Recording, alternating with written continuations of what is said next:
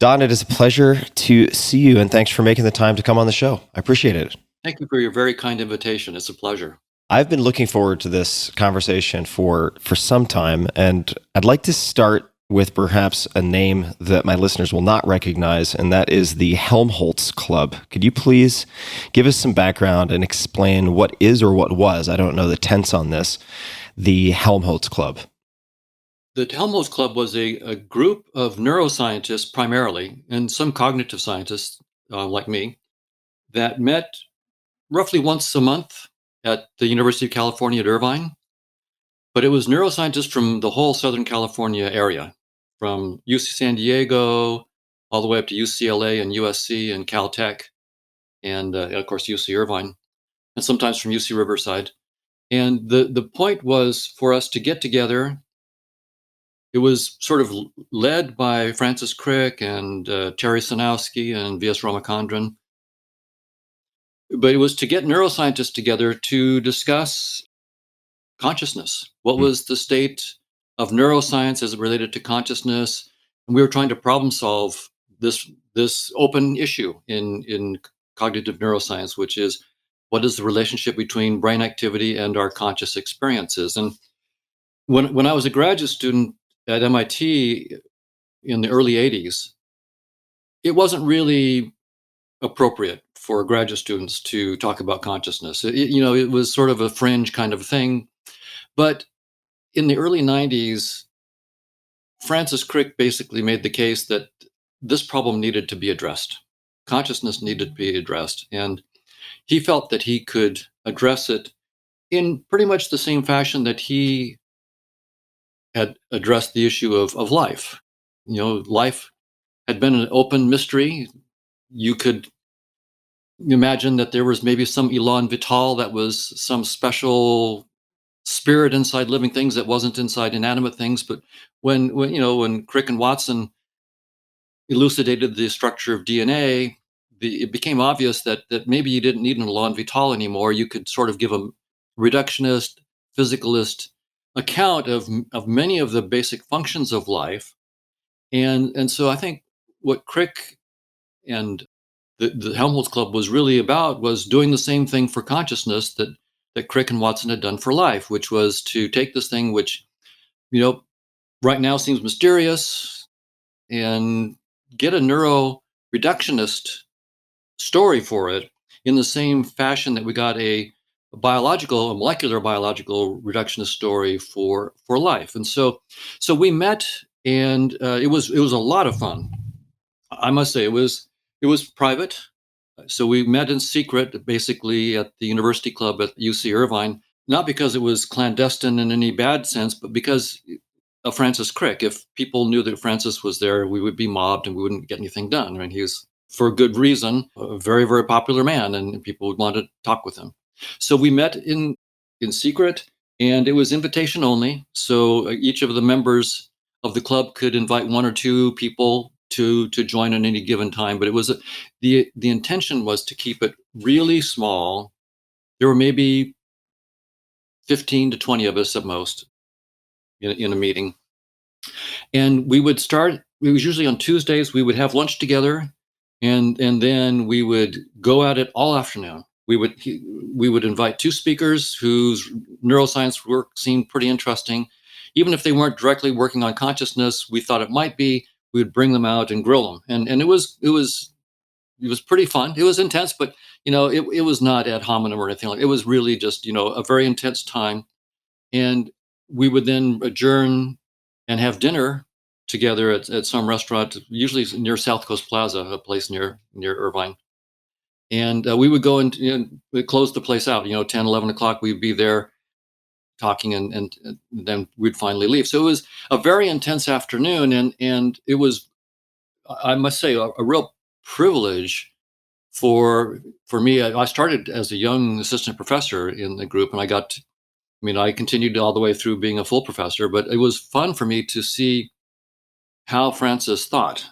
He was absolutely brilliant. Even into his late 70s and 80s, he was like a complete genius. And his understanding of the field, his command of the facts, his logic was beyond anything that I ever could imagine for myself at my prime in my 20s. And that was in his late 70s. I mean, he truly was stunning. So it was a great pleasure. And of course, the other members, Terry Sanowski and David Van Essen, John Allman, and V.S. Ramachandran, the list, it was truly a fun and engaging time. So I always left inspired and thinking about consciousness. Wow.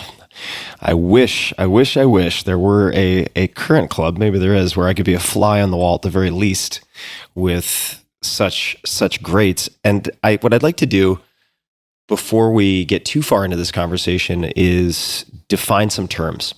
So consciousness is a word that people have heard in many contexts. It is a term or a concept that in one form or another has been of great interest for thousands of years at a minimum. And, there are quotes we might unpack later, but quotes I'm fond of that use this word, like Max Planck, the German physicist, right? I regard consciousness as fundamental. I regard matter as derivative from consciousness. We cannot get behind consciousness.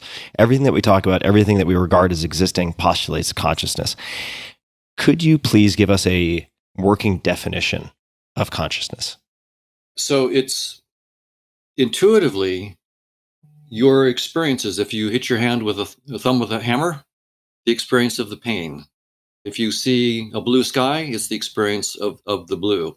In some sense, with words, we can only point to it, and I have to hope that you have your own experiences that I can point to in this way, indirectly. But that's not so different from what we have to do with other things. So when I tell you, what is space? Well, there's really, what is empty space? Well, if you've never seen, and you're not cooperative, I can use all the metaphors I want. You're not going to get it. Right. And if you're blind and I try to say, something about the color red, well, you're not going to get it. And so this, in some sense, we're not in any special problem here with consciousness that we're not with other things. So to be really clear, when we take a child and we are trying to teach them the name of something like the word rabbit, right? What does the mother do, right? She or her father, they sit there and they point. And they point to some furry object that's sitting there and they say rabbit. And the child has to be old enough, right? A 3-month-old is not going to get it, but an 18-month-old will get it. And so they have to have had their own experience. They've had their visual system has to be developed well enough.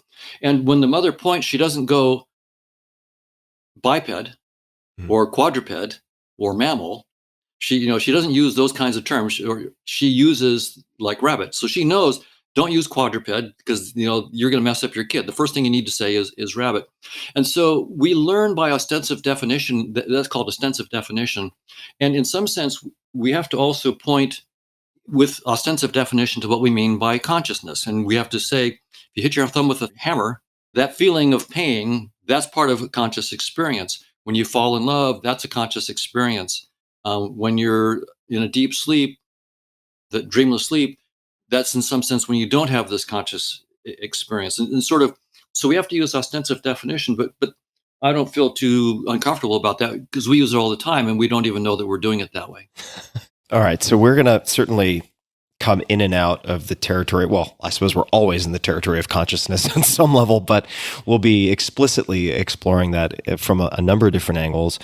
Like a lot of people, I was exposed to your TED Talk, Do We See Reality as It Is?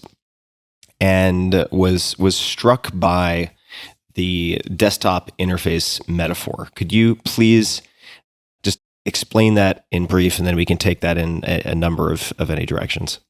The question is, how shall we understand our perceptions and the relationship to reality?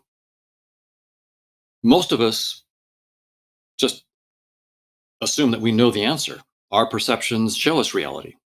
Not all of it, but when I see the moon, there really is a moon. And of course, I don't see everything about the moon, but I see what I need to see. When I see a carrot, I'm seeing the truth. I'm seeing the correct shape, the correct color, the correct weight if I pick it up.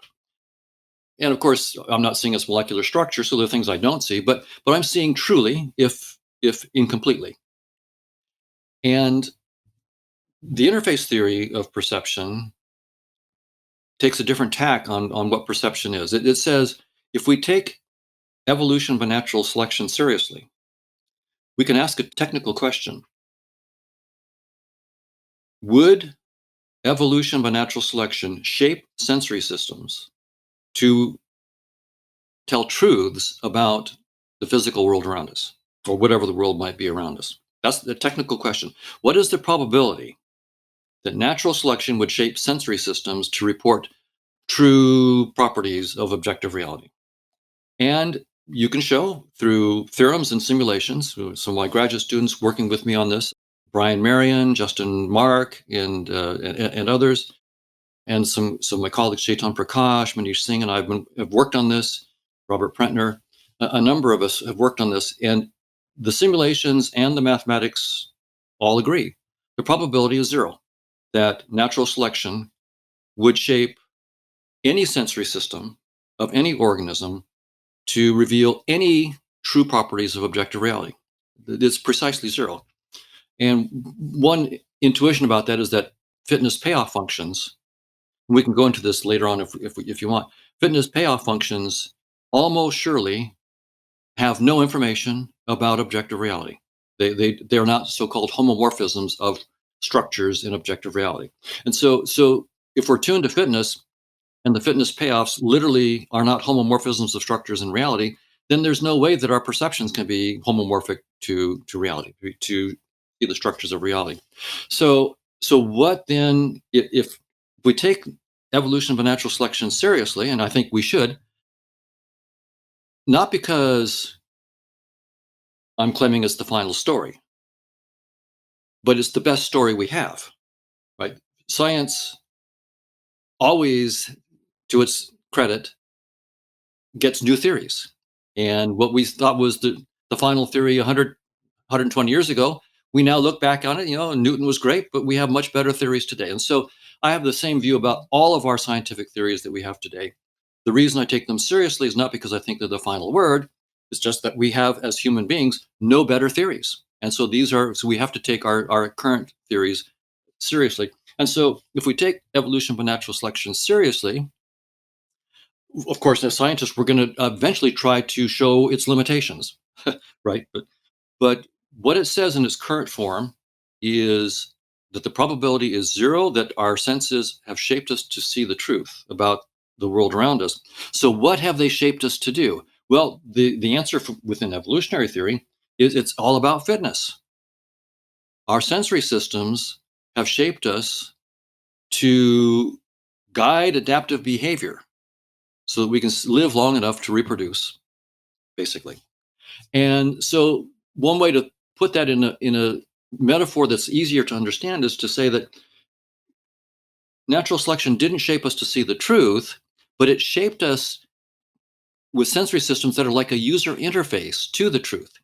So, right now we're both sitting in front of laptops, and we're able to, I've got gigabytes of memory and all this circuitry inside my laptop. I have no idea about the truth of that. I know the words. I'm not a engineer of that type. So I don't really. If I had to toggle voltages inside my computer to do this video with you, it wouldn't happen. So if I actually knew the truth and I had to actually toggle all the bits and bytes and so forth and voltages in the computer to make this video happen, and you had to do it wouldn't happen. We have a very simple, dumbed down user interface that lets us control the complexity of the computer without having any expertise in what's really going on inside. And that's what evolution did for us. It gave us simple user interface that lets us stay alive long enough to reproduce, to interact with reality in the ways that we need to interact with it to stay alive and reproduce, without having any idea what that reality is. You don't have a need to know, so you don't know. And that's just the way it is. Very few of us know exactly how the desktop interface on our computer works. And when you drag an icon to the trash can to delete a file, there's a lot of stuff going on inside there that's involved in dragging, in deleting the file. We're blissfully ignorant, and that's what evolution has done. It makes us blissfully ignorant about the nature of reality, and gives us icons that allow us to control reality. So, to be very, very clear, space and time, which we typically think of as fundamental reality, is just the format of our 3D desktop. We have instead of a flat desktop, we have a 3D space-time desktop.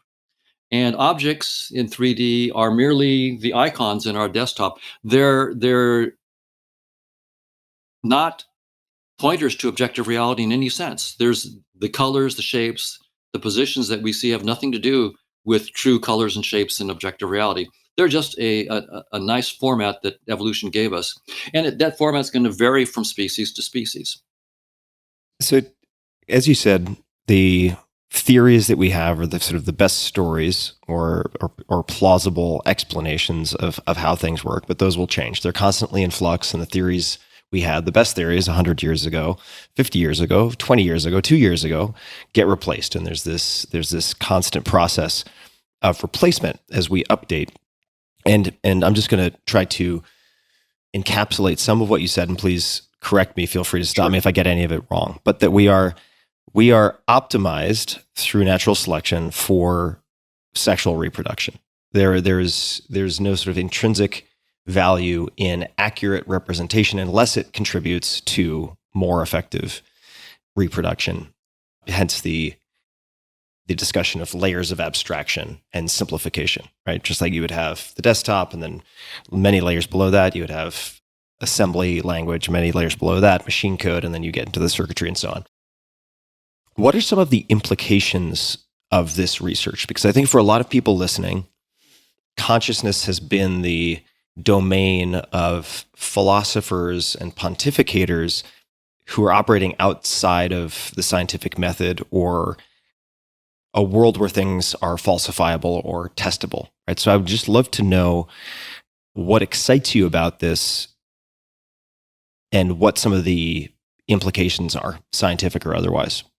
I would make just one little change to the summary that you gave, and that is that evolutionary theorists probably wouldn't, in general, want to say that evolution optimized us for anything. Got it. That we typically, there's the term that they use called satisficing, that you just have to be a little bit better than the competition. Right. That's a good point. So that also then, is an interesting thing about it. We're not the best at anything. We're just better than the competition, and that's all we need to be, right? And so the idea then that evolution by natural selection has not shaped us to see the truth. It's just given us a user interface, and that space and time themselves are not fundamental. They're merely a data structure that evolution gave us. That now, whether what I've just said is true or not, it depends on whether evolution by natural selection is a fairly accurate theory. So I'm just saying that that's what natural selection entails. We may get better theories further on down the line, and then we'll have to revise it. But that's what we got. Now, why is that interesting with respect to consciousness? Well, the reason it's interesting there is that I would say my colleagues in cognitive neuroscience and artificial intelligence who are interested, and in philosophy of mind, who are interested in consciousness, I would say at least 95% of them are physicalists. That is, at least 95% of the efforts in science in understanding consciousness assume that certain objects in space and time are real, that they exist whether or not they're perceived, that they have genuine causal powers. In particular, for example, neurons and brains. So neurons exist and brains exist whether or not they're perceived. They have genuine causal powers. And space, most neuroscientists would just say, of course, space and time are fundamental. Physical particles exist when they're not perceived. The brain exists when it's not perceived. We have to explain how consciousness could arise from physical processes that in themselves are not conscious. At least, I guess most physicalists would say they're not conscious. We can talk about panpsychism and so forth later on. Yeah. So the standard work of most of my good colleagues, good friends who are studying this is we will boot up a theory of consciousness from a theory of neuroscience or from a theory of integrated information, a little bit more abstract theory, or a theory of attention schemas in neuroscience and so forth. So, but the idea is that we're going to start with objects in space and time that we take to be fundamental reality, and then boot up a theory of consciousness. And so the first thing to say then is, well, if you take evolution by natural selection seriously, you should not start there. You should not start with space and time and objects in space and time.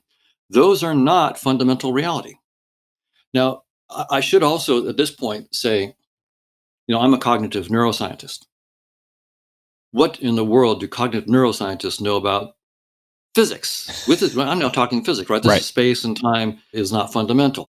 Surely the physicists will be happy to put a cognitive neuroscientist in his place and let him know that he's out of his league. And indeed, I'm not a physicist.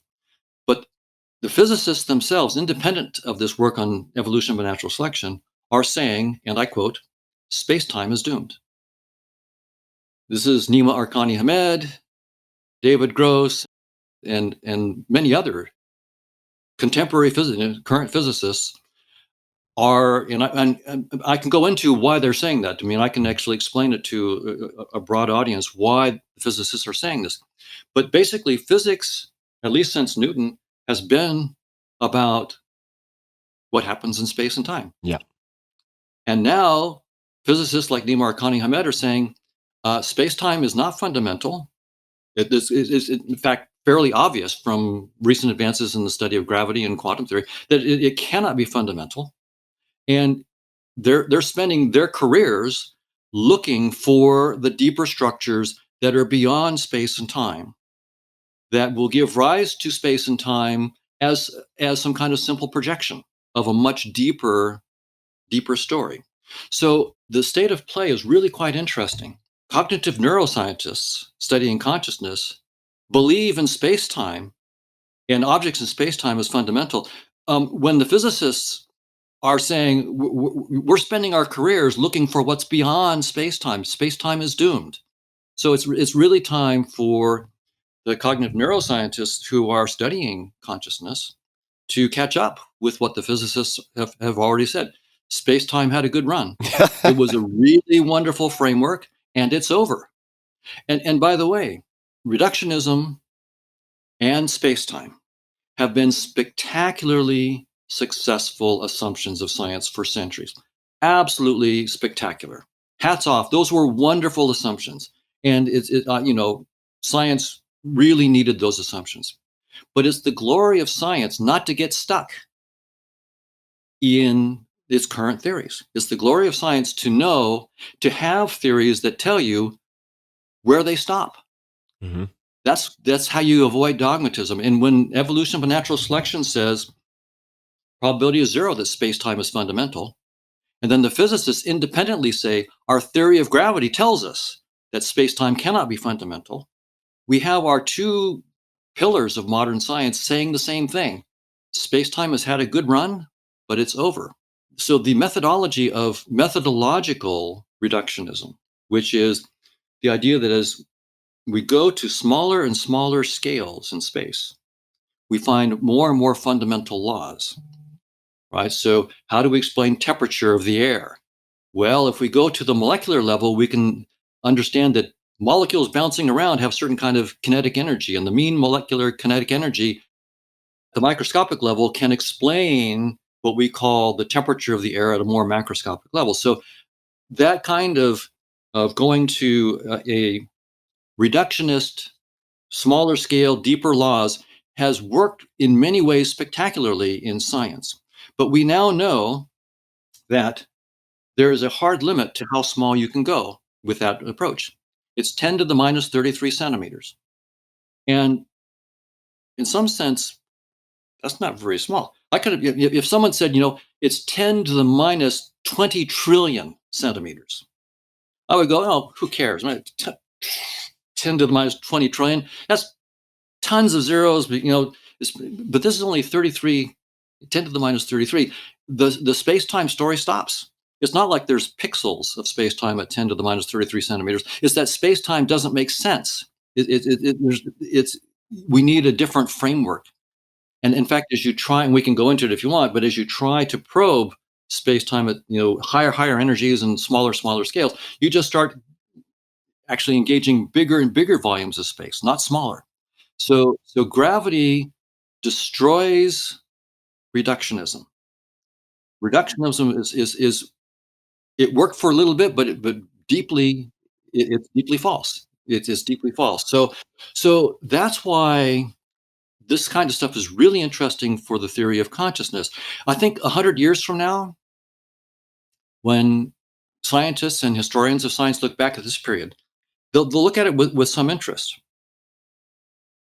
We have right now clear evidence that space-time is doomed. Reductionism is false. We still have this very interesting sociological phenomenon that 95, I would say probably 98, 99% of my colleagues who are seriously studying consciousness are disregarding that and are trying to give reductionist accounts in which space-time and particles are fundamental. Even panpsychism does that. We can talk about it. And I think it's going to be, a century from now, when the new physics is probably well established and we actually understand these new structures deeper than space-time, and we already have great hints there. We can talk about some of the hints. I mean, I can talk about them for a broad audience. Some of the hints that they already have from Nima, Cunningham, and others, cosmological polytopes, amplitude-hedron. There are these structures that have names and are being deeply studied that are much deeper than space-time, that for which space-time arises as, in some sense, a trivial projection. And in fact, when you go to these deeper structures, you find deep symmetries that are true of the data that you cannot even express in space-time. Space-time actually becomes a handcuff. It keeps you from actually doing what you need to do. So it's going to be interesting sociologically that the cognitive neuroscientists and philosophers of mind who were studying consciousness, in 2020, were disregarding what evolution told them and what physics was telling them, that that's the wrong foundation. Now, what is the right foundation? To say that space-time isn't fundamental is not to say what is fundamental. Right. So the best ideas we have right now are things like the cosmological polytope and amplitude-hedron and sociohedron and so forth that Nima and Juan Maldacena and others are working on. So I then am looking at consciousness in a different way. I can't, in good conscience, attack it from a physicalist framework anymore. I mean, that our best theories tell us that's not the right way to do it. But they don't tell us the theories tell us where they stop, but they don't tell us what the next theory should be. What we have to do as scientists, and this is part of the fun of science, is we have to be creative. We have to take a leap into the unknown where we say, what if it was such and such, like the cosmological polytope? So we write down this mathematical structure. Now, then we say, okay, we have to be able to test our idea. So you have to show a mapping from whatever it is you start with, like the cosmological polytope. How does space-time arise from that polytope? What constraints? We can only measure things in space-time, right? That's where we can do our experiments, Large Hadron Collider or neural EEG or fMRI. We do all our data collection in space-time, not because space-time is fundamental, but because evolution has forced us to use an interface, and that's what we're forced to do. So we're stuck with this interface. We have to project everything into our interface. So whatever deeper structure we get beyond space-time, we will have to show how it maps onto the interface that evolution gave us. Right. So we can actually do experiments and test it. So of course, any proposal that I make is almost surely wrong. It would be a miracle if I was right? In fact, I'll go even further than that. I'll say that science can never have a theory of everything. Why is that? For two different reasons. First, what is the theory? Scientific theory is an explanation. It says, if you grant me these assumptions, I can explain these other things. If you grant me molecules and the idea that they bounce around and have kinetic energy, I can explain temperature and thermodynamics. But I'm assuming those molecules. Okay, so the molecules, so whatever you assume is the thing that you're not explaining, they're what I would call the miracles of the theory. Now, of course, you can then try to say, well, I can get rid of those miracles. I can say that particles are themselves what the physicists would call irreducible unitary representations of the Poincare group, which is the symmetries of space-time. So I can have my theory of space-time and say particles are merely these representations of properties of space-time. But now I'm assuming space-time. Mm-hmm. So every scientific theory is going to have this thing where it says, these are my assumptions, and those are the miracles. And that's what a scientific theory is. So by definition, a scientific theory can never be a theory of everything. It's a theory of everything except its assumptions. Yeah, right. The assumptions are the thing it's not explaining. It's the miracle. It's turtles all the way down. That's right. It's explanations all the way down. And there's another deep reason why that has to be true. And it comes from Gödel's incompleteness theorem. Gödel showed that any finite axiomatization of mathematics that you make that's at least rich enough to account for arithmetic will have a weird property that there are truths that cannot be proven from that system. And he actually showed that there are statements that are true but cannot be proven from within that system.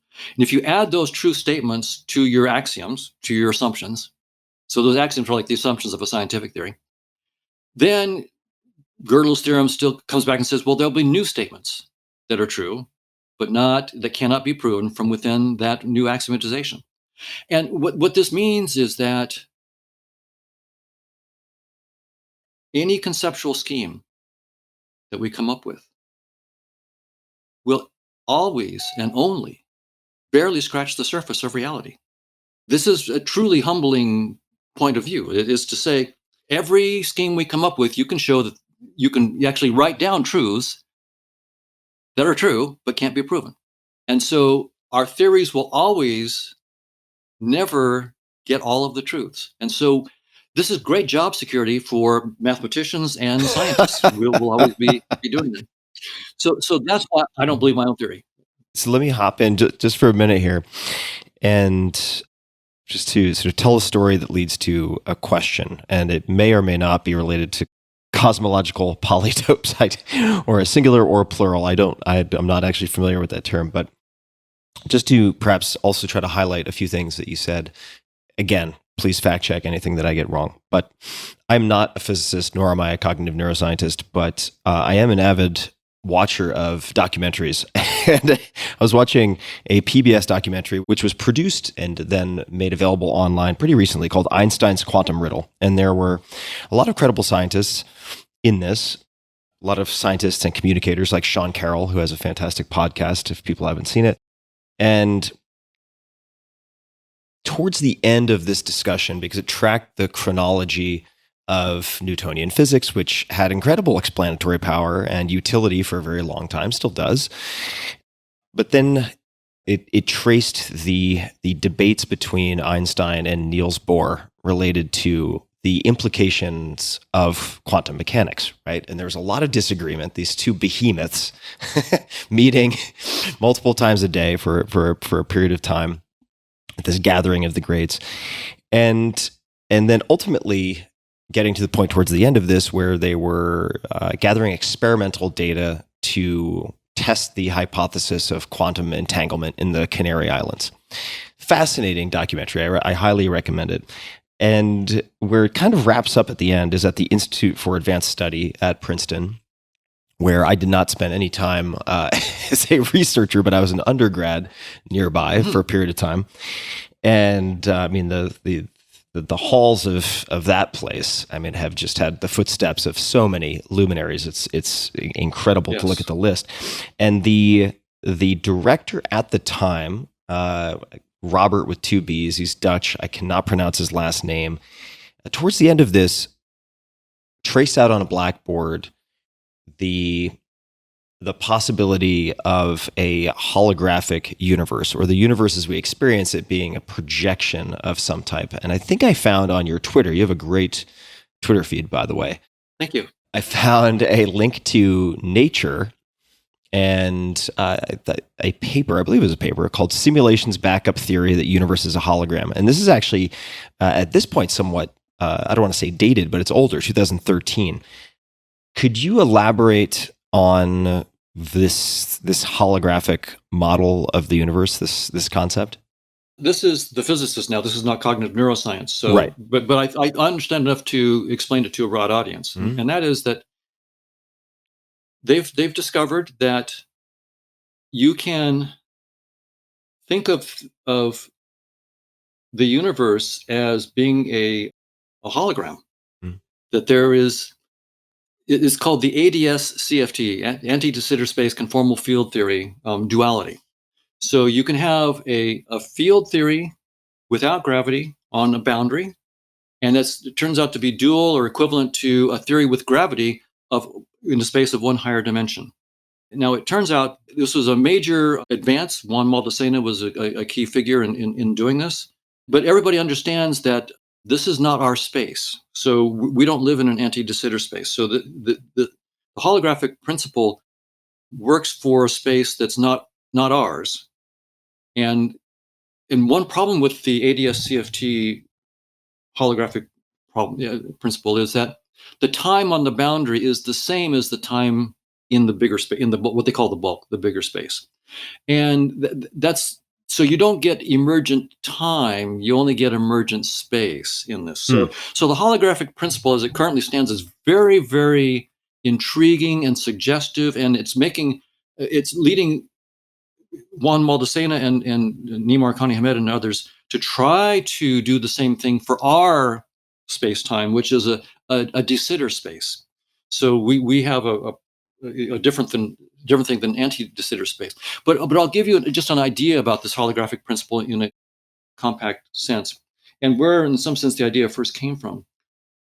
When they studied black holes, and they were trying to figure out, when you stick stuff into black holes, they get bigger, and in some sense, as they're getting more, as you put more information into the black hole, they get bigger. And so they wanted to know how much information could you stick inside a black hole?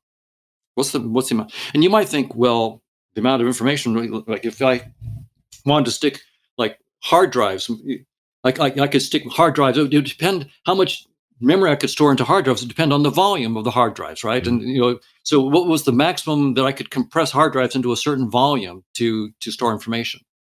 Well, when they worked out, and this was Stephen Hawking who did the math. There was another physicist who first proposed this, but Hawking was the one who actually proved it. The amount of information that you can stick into a black hole does not depend on this volume. It depends on the surface area of the black hole. That's the universe we live in. That you should really let that sink in. Yeah, that's squirrely for me to wrap my head around. It's truly stunning.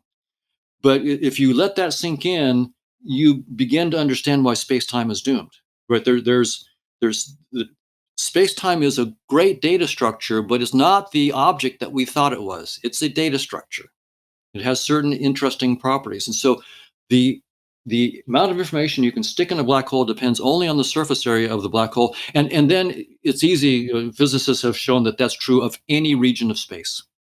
So it's not just black holes. I mean, they first discovered it in black holes with Hawking's work. But any volume of space, the amount of information you can store in it has nothing to do with the volume. It has only to do with the surface area. It's so bizarre to think about. So that's the holographic principle. And so really trying to understand what that means. But it does mean that space-time is doomed, and we're looking for a deeper story. Let me hop in. What I'd love to ask is no doubt something that a lot of listeners are wondering, and I'm wondering also. Let's say space-time is doomed, and that we are, as humans, operating on this very high level of abstraction that serves to satisfy right, our drive and our sort of evolutionary imperative to procreate.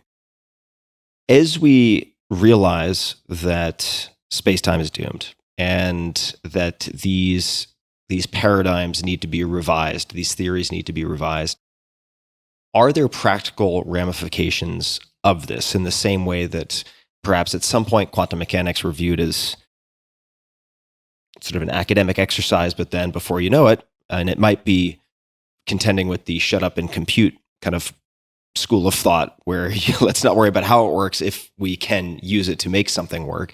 You're seeing quantum computing, I think the implications of which are quite profound. What might things look like in the next 5, 10, 20 years as we begin to fundamentally revise how we think of reality, matter, the interplay of consciousness, or the role of consciousness as fundamental? What happens? What might manifest? What might change? Any thoughts on that? Yes, quite a bit. Every new advance in science leads to unexpected, miraculous technologies. When Maxwell wrote down Maxwell's equations for electromagnetism in the mid-19th century, he wrote down these equations which sort of captured all of Faraday's experiments with electricity and magnetism and so forth. So Faraday had done all these experiments, wonderful stuff. Maxwell realized that all of the experiments could be captured in a few equations. True tour de force.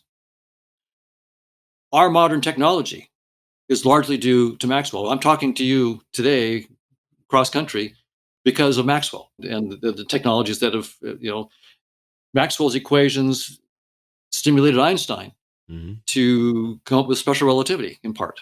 So I think that the scientific theories that are being developed right now, like the cosmological polytope and so forth, and my understanding is that these guys understand that there's really hard work ahead, right? That it may be decades before they can, and this is really, really tough.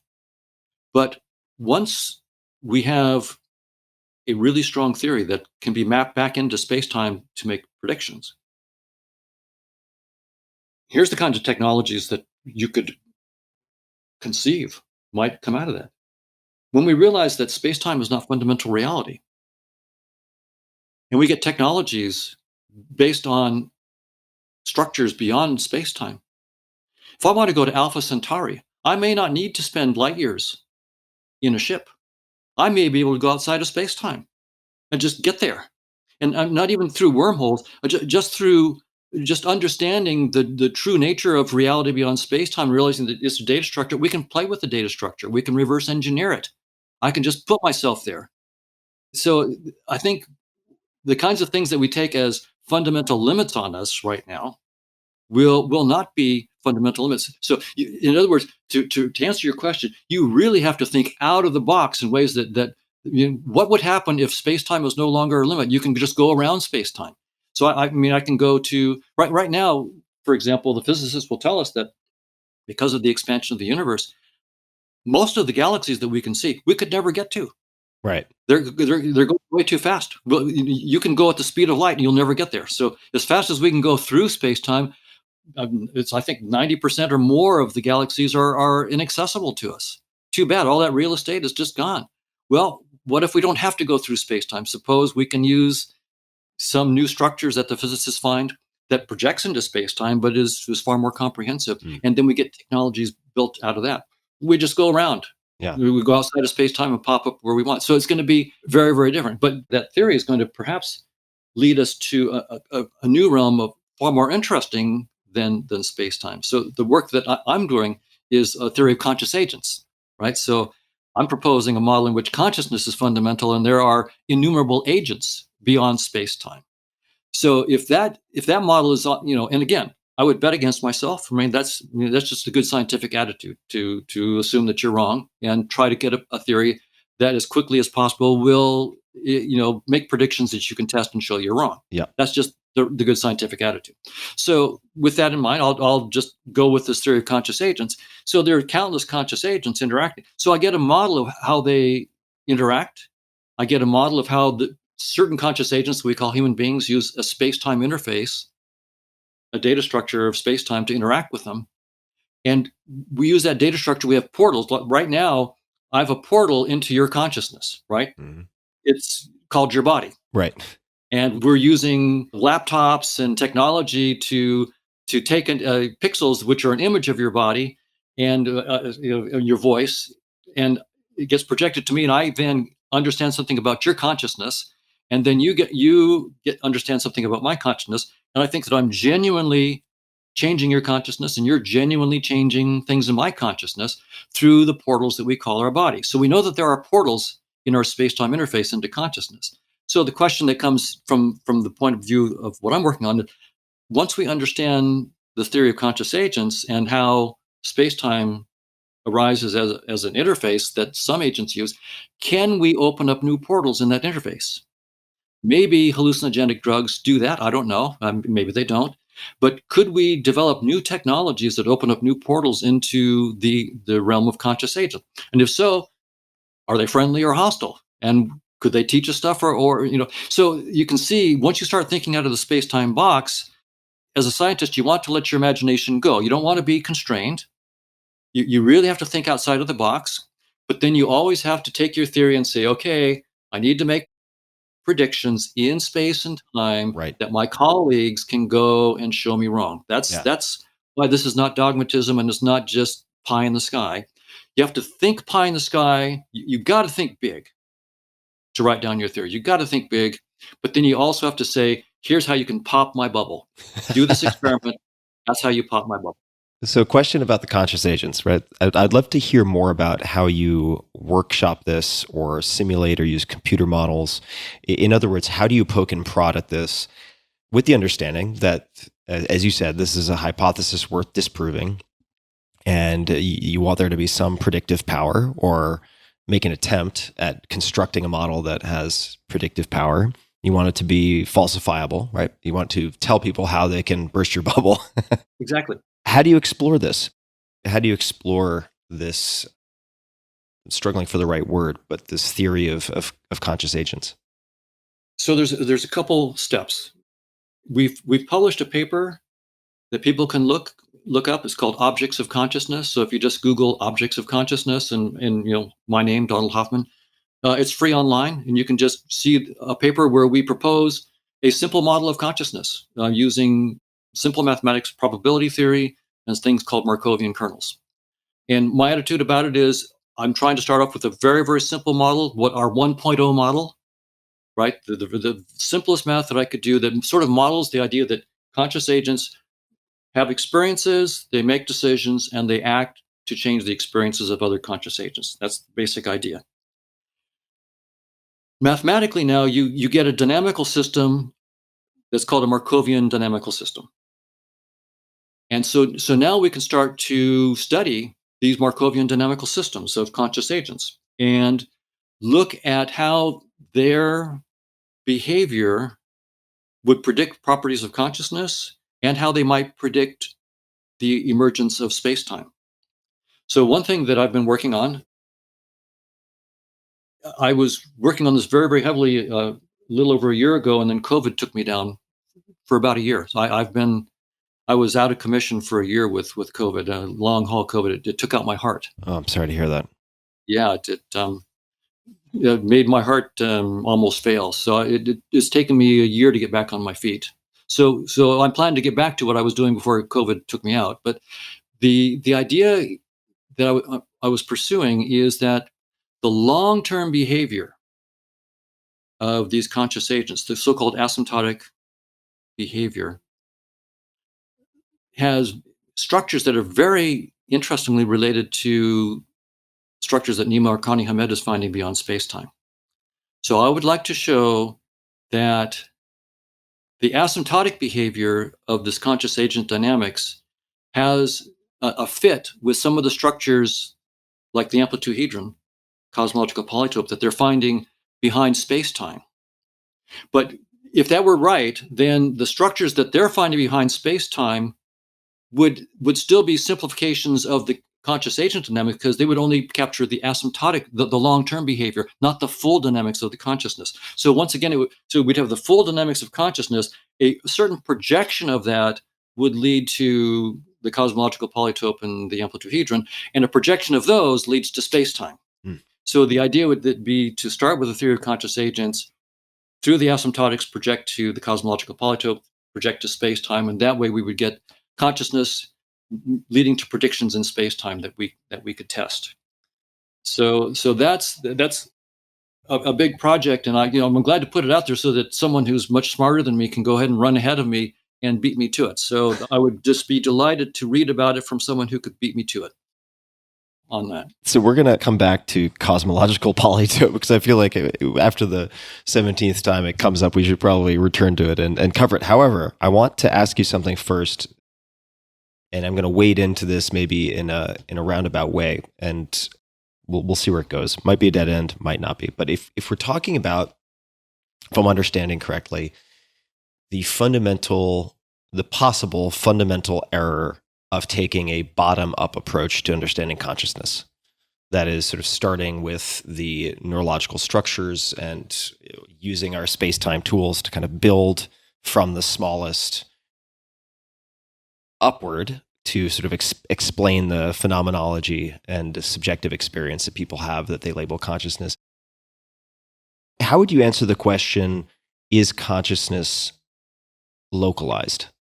And I ask that understanding there's a lot of controversy around this, and people will look at different types of injuries and either use it as proof for or against the idea that consciousness is locally generated, so to speak, by what the 3 pounds of goo that we hold between our ears.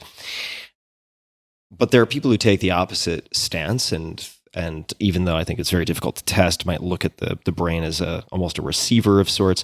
How do you think about this? And I apologize if it's a sloppy question. It's a great question. If you wouldn't mind unpacking that, however it seems best, I'd love to hear your thoughts. The receiver theory. So a lot of people might think that I'm proposing a receiver theory, that the brain is a receiver for consciousness, and I'm absolutely not, because that theory is assuming that the brain exists and is a real object with real causal powers, and that somehow there's the brain and there's consciousness, and somehow consciousness interacts with the brain as a receiver. And that's absolutely not what I'm saying. Nothing inside space and time has any causal powers. Nothing. Everything inside space and time are merely perceptions within consciousness from this framework. So the brain is an icon in my desktop that appears when I look inside skulls. And as soon as I look away, I delete that icon and there is no brain. So to be very, very clear, right now, I have no brain. There is no brain. If you looked inside my skull, of course, you would see a brain.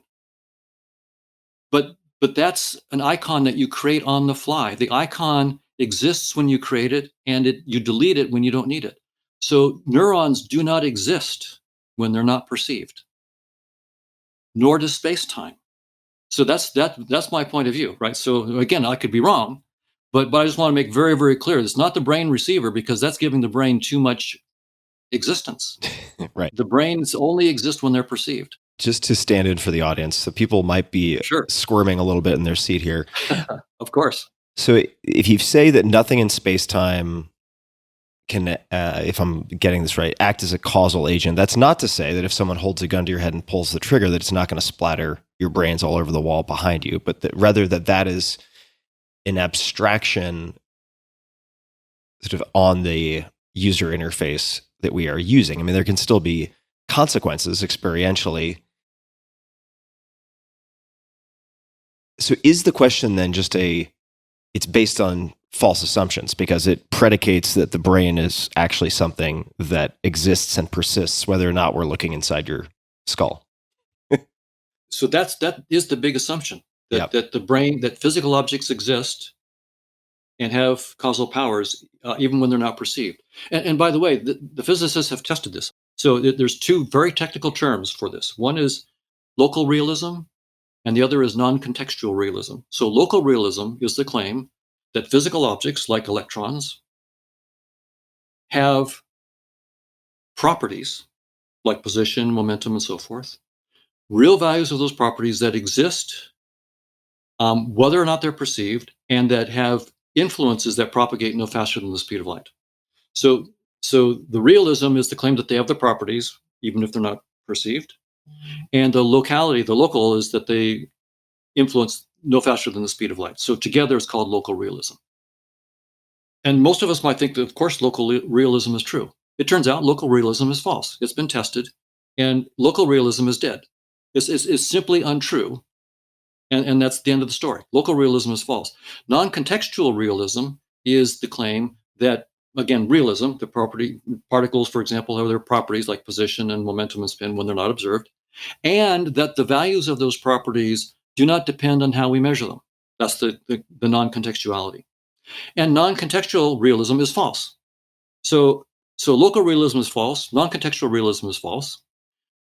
I conclude that particles themselves don't exist when they're not perceived. They have no property. They have no position. They're not there. If you have no position, you're not there. So they're not there.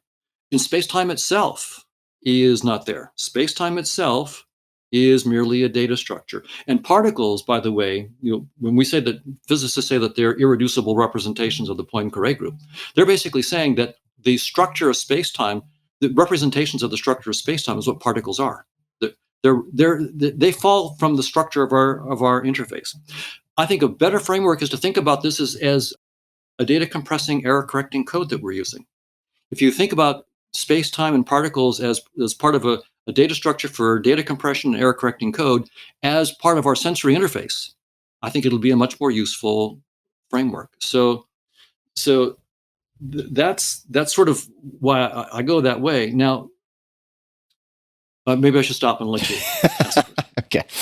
So I may take us into deep water here with my next question, but I will ask you because I know that your next commitment today relates to the subject of death. So in a few hours, you have a commitment that not a funeral, but rather an event that is discussing various topics and questions surrounding death. How do you think of death, given all that we're talking about and sort of the first order, second order, third order implications of all of that? How do you think about death? So physicalism has a very clear implication for death. If space-time is fundamental, and elementary particles like electrons and quarks and protons and so forth are the fundamental nature of reality, and what your body is just an assemblage, a complex assemblage of particles. And your consciousness is somehow an emergent property of certain activities of those particles, so say brain activity. Then it's very, very clear that in death, when the brain dissolves, your consciousness dissolves, and that's the end of the story. That's the end. That's it.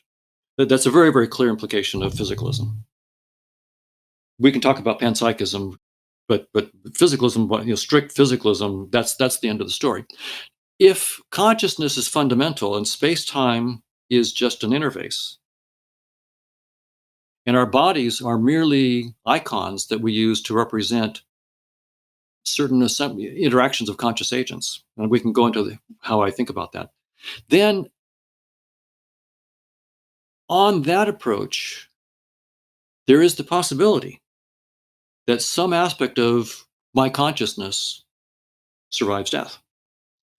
Now, there I have to look at the mathematics of the model and go into it, but it may be, for example, that the bare awareness that's associated with me, just awareness without content, that survives, but all the details of Donald Hoffman and his life story within this interface, maybe that all dissolves. Mm-hmm. Maybe we can, and that's a story about what is consciousness up to. And we can talk about what is, if consciousness is fundamental, what is it doing and why?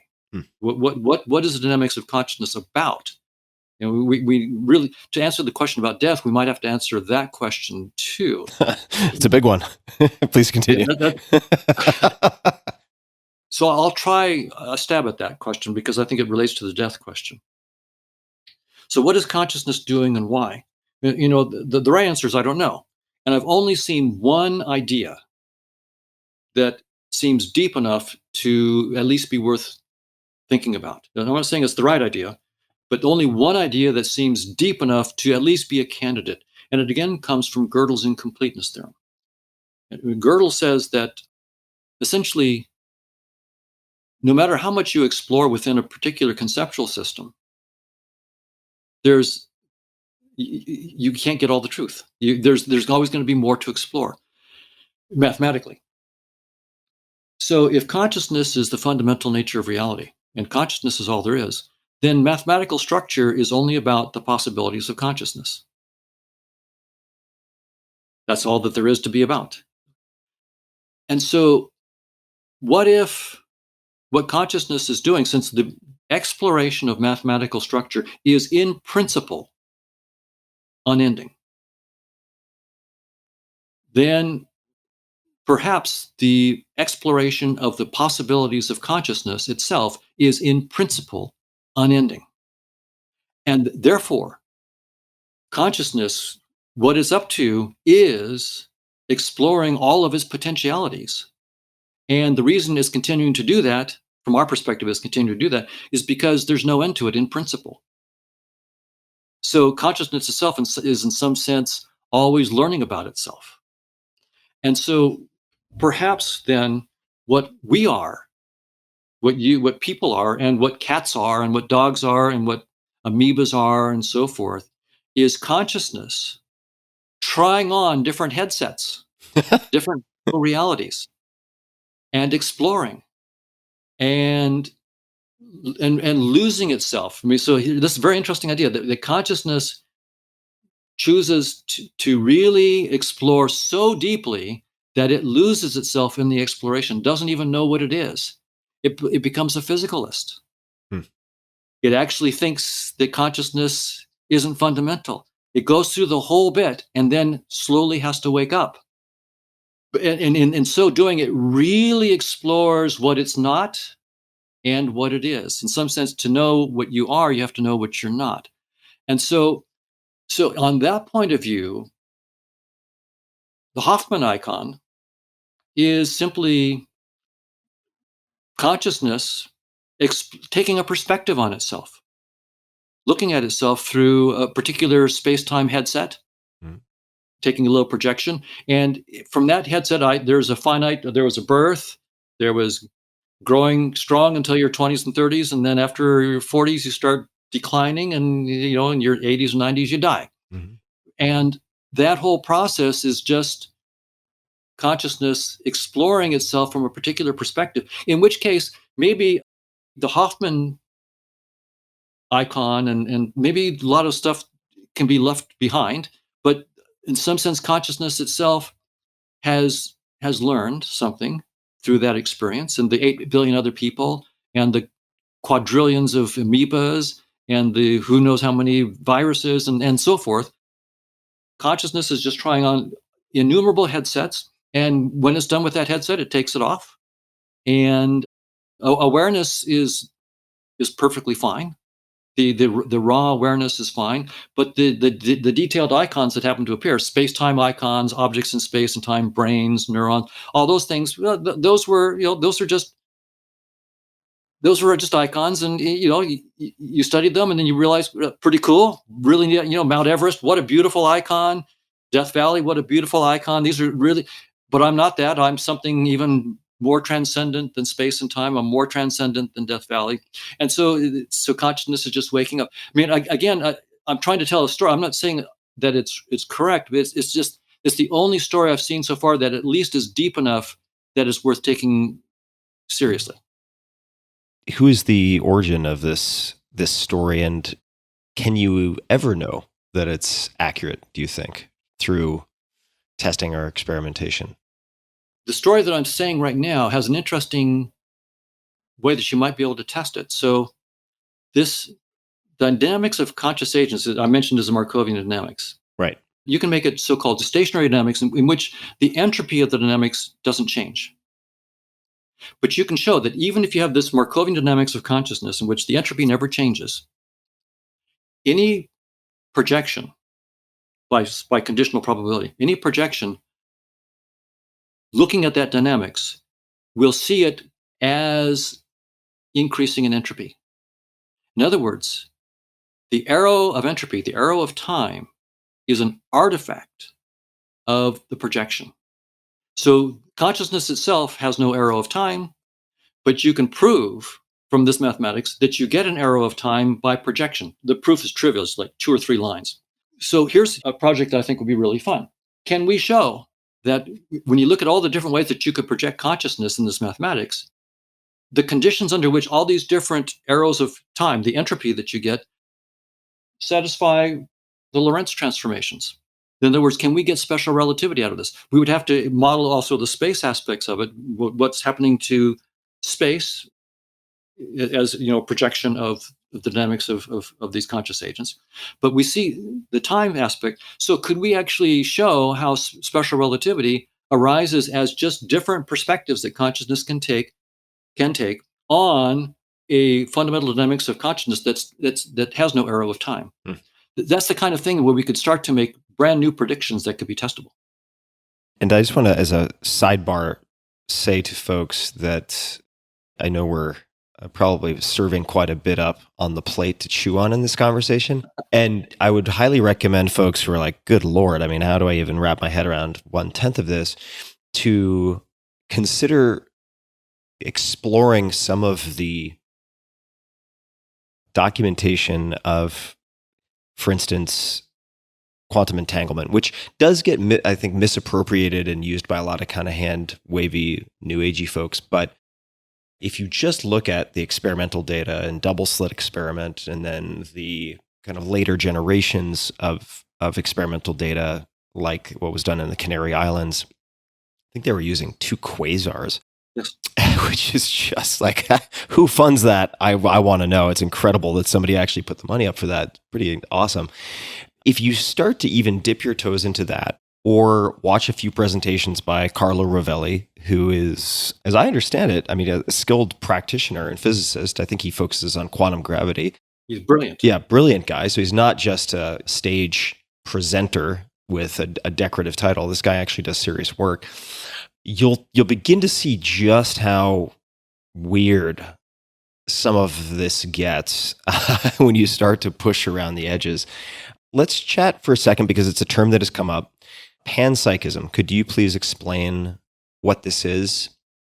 So there are various versions of panpsychism, but the basic idea is that if you take elementary particles like electrons and protons and so forth, in addition to their physical properties, of position, momentum, and spin, and so forth, panpsychists says they also have an elementary unit of consciousness. And when you take an electron and a proton and put them together to form a hydrogen atom, then somehow the consciousness of the electron, the consciousness of the proton, together somehow combine to create the new consciousness of the hydrogen atom. And when the 2 hydrogens get together and an oxygen get together and combine to form water molecule, then the consciousnesses of the hydrogens and oxygens somehow combine to create the consciousness associated with the water molecule. And then by the time you get up to humans, you have so many of these particles coming together that, human consciousness emerges somehow. So it takes physicalism too seriously, from my point of view, right? It's saying that these electrons exist. They really do exist in space and time. So these things are fundamental reality. And in addition, they have this other fundamental unit of consciousness. Right. So one analogy that's sometimes given is that, particles had position and momentum, but in Newtonian theory, but with quantum, you discovered that wasn't enough. You needed something called spin. So they just added spin. So particles now have spin, right? And so the same thing, we could do the same thing with consciousness. They position, momentum, spin. We now have to just add this other unit of consciousness. They have a unit of consciousness. We'll do the same thing we did with spin, sort of the idea. And so my approach I call conscious realism, where I say consciousness is fundamental reality and space-time is merely one user interface out of countless that consciousness can use, right? There's countless interfaces. Space-time is just one. Panpsychism, at least the version that I'm talking about here, and I think is the standard, sort of the standard one, is, I think, smuggling in the idea that space-time and particles are still somehow fundamental reality. Philip Goff, I think we could have a good discussion about it. I think that's what he says. I would love to have him disagree with me. Who is Philip Goff? Philip Goff, he's a very famous panpsychist. Panpsychist. Now, just because I think it'd be certainly satisfying for me to know this just based on my curiosity, are there what you would consider credible scientists who ascribe to panpsychism, or is it relegated to kind of other arenas? Well, I think that the integrated information theory that Christoph Koch and Giulio Tononi are studying, it's often taken as a panpsychist theory. It says that certain physical systems also have a unit of consciousness. If they have the certain property called integrated information, the right kind of integrated information, then they also have a certain amount of consciousness that's quantified. The amount is quantified by the degree of phi with the integrated information. So that's a sort of a panpsychist thing, because they're taking, again, space, time, and particles as a reality, right, as an objective reality. But that reality, if it has certain kinds of properties, also has consciousness. So it's in that sense a panpsychist kind of approach. So Tononi and Christoph Koch are, of course, brilliant scientists. I mean, the fact that I disagree is irrelevant. These are geniuses. So. I did a bit of reading on this prior to this conversation, panpsychism, and having lived in Japan, it struck me how the sort of output of these assumptions and these models is actually very similar to, in some respects, not all, but animist religions like Shintoism, right? The rock, the moss, the dirt, everything has sort of a consciousness of one type or another. Just a quick sidebar. Not to say they are related, nor that all panpsychists are Shintoists. I agree, but that raises a question that I would like to just mention briefly. Please. And that is, I'm saying that the question of which objects are conscious and which are not, or the question of which things are alive and which things are not, the answers that we give right now are an artifact of our interface. If reality is not space and time and physical objects, our interface is then giving us more or less information about some realm beyond space and time, beyond our interface, right? Now, when I see a cat, I think it's alive. I see a mouse, I think it's alive. When I see an amoeba, yeah. A virus, I don't know. I see electron, I say, no, definitely not alive.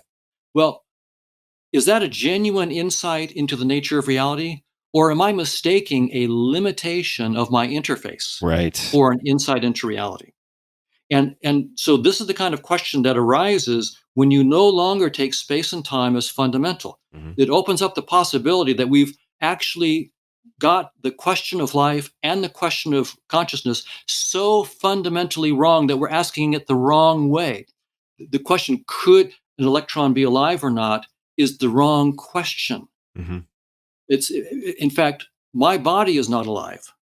My body is merely an icon. It's not alive. In fact, if you close your eyes, my body disappears. If I close my eyes, my body this is merely an icon. So the only question is, which icons on our desktop give us effective portals into life or consciousness? And ones that do not, doesn't mean that we're not interacting with life or consciousness. It just means that our interface is giving up. Of course it had to give up. Reality is too complicated. So once again, this actually shows how important it is. If space-time is just an interface, we better get on with the program and not fool around with space-time being fundamental. We're just asking, we get life wrong. The question of what's living and not living is in fact the wrong question.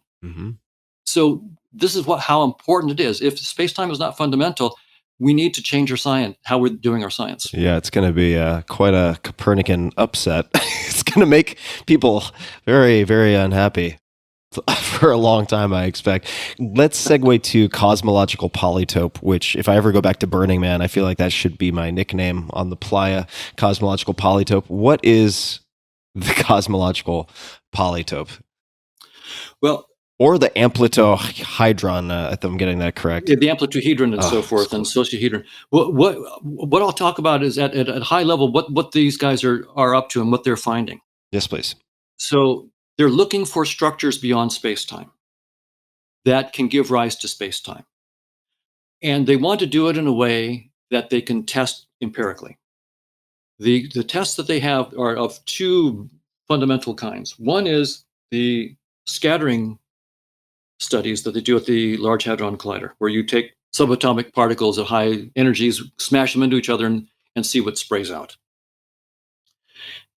What they do is they look at the so-called scattering amplitudes. If you have like 2 gluons hitting each other and 4 gluons go spraying out, what is the amplitude or the probability for the various kinds of ways that can happen? And it turns out the scattering probabilities for these various events is the fundamental data that needs to be explained. Those are the big data. And when several decades ago, when they were starting to try to build the superconducting super collider in the United States, which didn't happen, but they realized they were going to be doing so many of these collisions per second, then most of them would be things that weren't interesting. So you needed to have some way of analyzing the data very, very quickly and getting rid of the stuff that was not interesting, so you could find the needle in the haystack that was interesting. So they needed to compute these scattering processes, the so-called scattering amplitudes. And it turned out, but if you got, like 2 gluons in and 3 going out, it was, a lot of algebra. And 4 going out is like hundreds of pages of algebra for one computation, for one amplitude.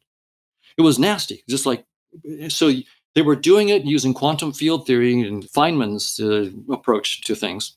And the experimentalists said to the theorists, look, we can't do hundreds of pages of algebra billions of times a second. Supercomputers can't do this. You've got to simplify the math for us. And so some mathematical physicists said, okay, we got to help out our experimentalist friends. So let's see. So they found that a miracle, they could collapse all this stuff down to a couple pages. And then another miracle, they collapsed it down to 2 or 3 terms. They couldn't believe it. They thought this must be a one-off. But over the decades, they discovered one after another, all these scattering amplitudes that were going into hundreds of pages of algebra could be collapsed to 3 or 4 terms that you could write down by hand. And so that's what the amplituhedron and the cosmological polytope, they're actually showing that there's this deeper reality. There are deeper symmetries. So what they discovered, there are deeper symmetries that are true of the scattering data that cannot be seen in space-time. So when you let go of space-time and go to these deep, like the amplituhedron cosmological, you are now dealing with deeper symmetries than space-time that are true of the data, and all of a sudden the math becomes trivial. If you do it in space-time, because you've got the wrong framework, you're doing it in this projection space that's not right. It's not the deepest reality. When you go to the deeper reality, you see the deeper symmetries and the math becomes trivial. So that's what they're the kind of thing that makes them think they're onto something here. We're seeing new symmetries. The computations become much, much easier. And now we're seeing these structures. Now they don't know what the structures are about. So this is really an interesting point in the history of physics. So these geniuses are like, we're trying to go beyond space-time. What the heck is beyond space-time?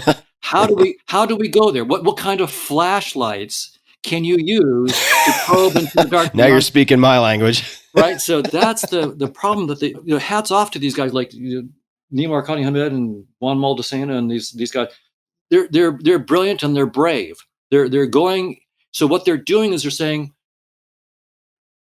we have to, of course, really know all the physics in space-time, and they know it backwards and forwards. They know all the scattering stuff. They know all the symmetries. They're going, now we're discovering that there are these symmetries in the data that can't be explained in space-time. We need to go to these deeper structures. So you have to take a leap. You have to propose these structures, like the cosmological. You have to propose them. Right.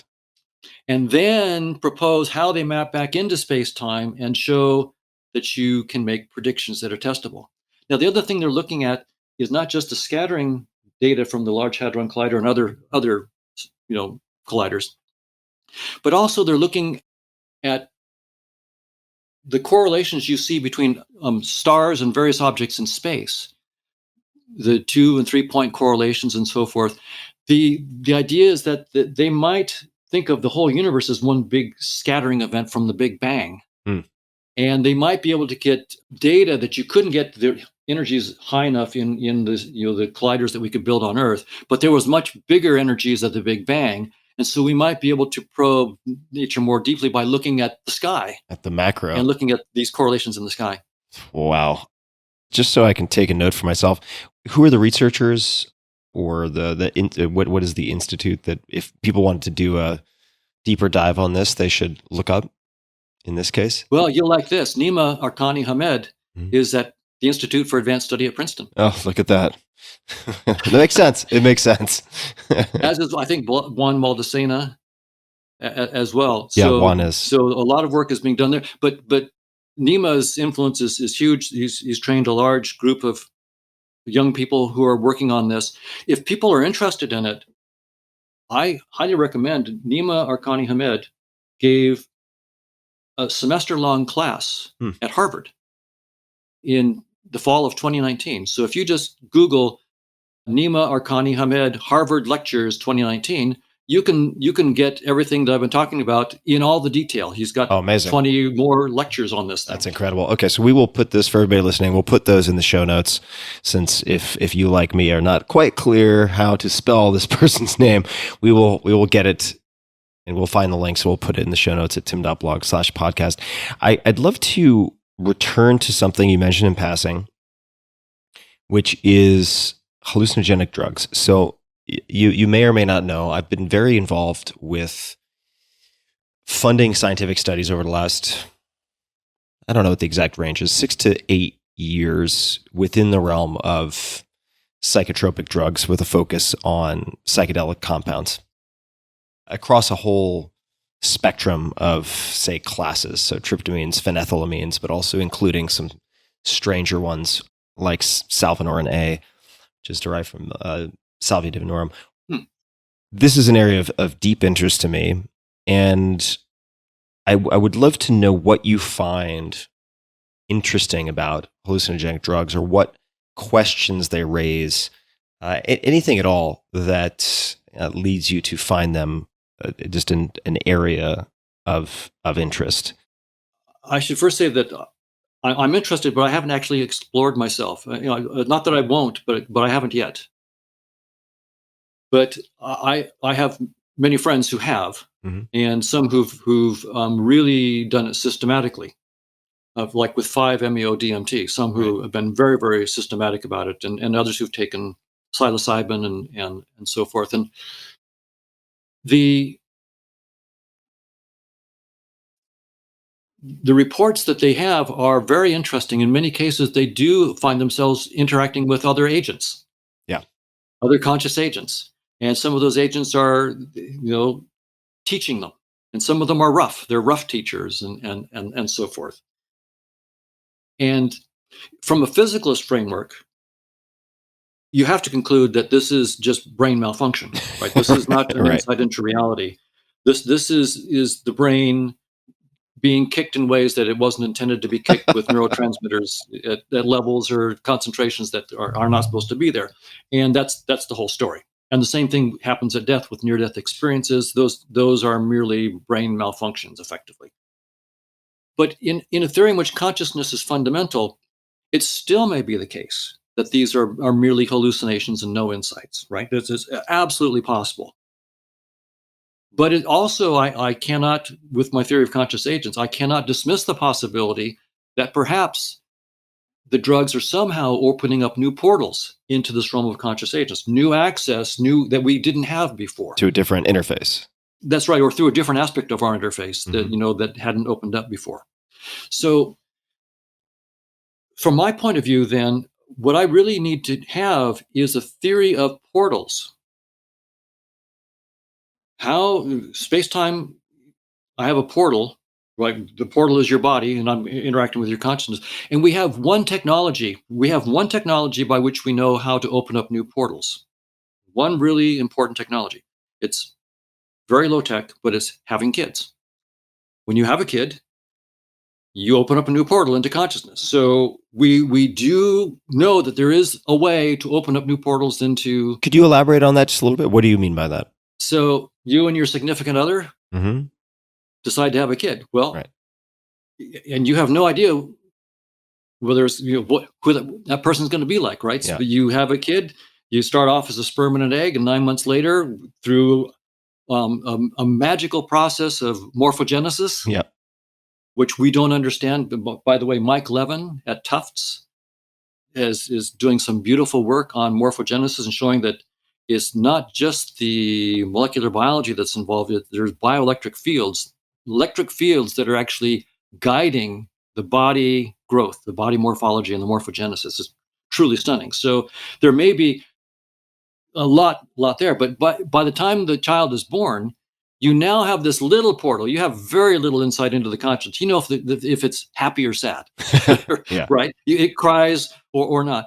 But over a period of years, you see the portal getting more and more sophisticated. You're getting deeper and deeper insight into the conscious agent that you're interacting with, and so studying that and studying the morphogenesis process, we may be able to come up with new technologies that allow us to open new portals into the realm of conscious agents. And who knows, that technology may look like silicon and circuits. Who knows? Mm-hmm. If so, it might look like artificial intelligences that are conscious, but it would be very, very different from the standard approach to this, right? Standard approach of people thinking about this is that if I get my artificial robot complex enough with the right kind of complexity, maybe the first flickerings of consciousness will emerge from the pattern of activity in the hardware somehow.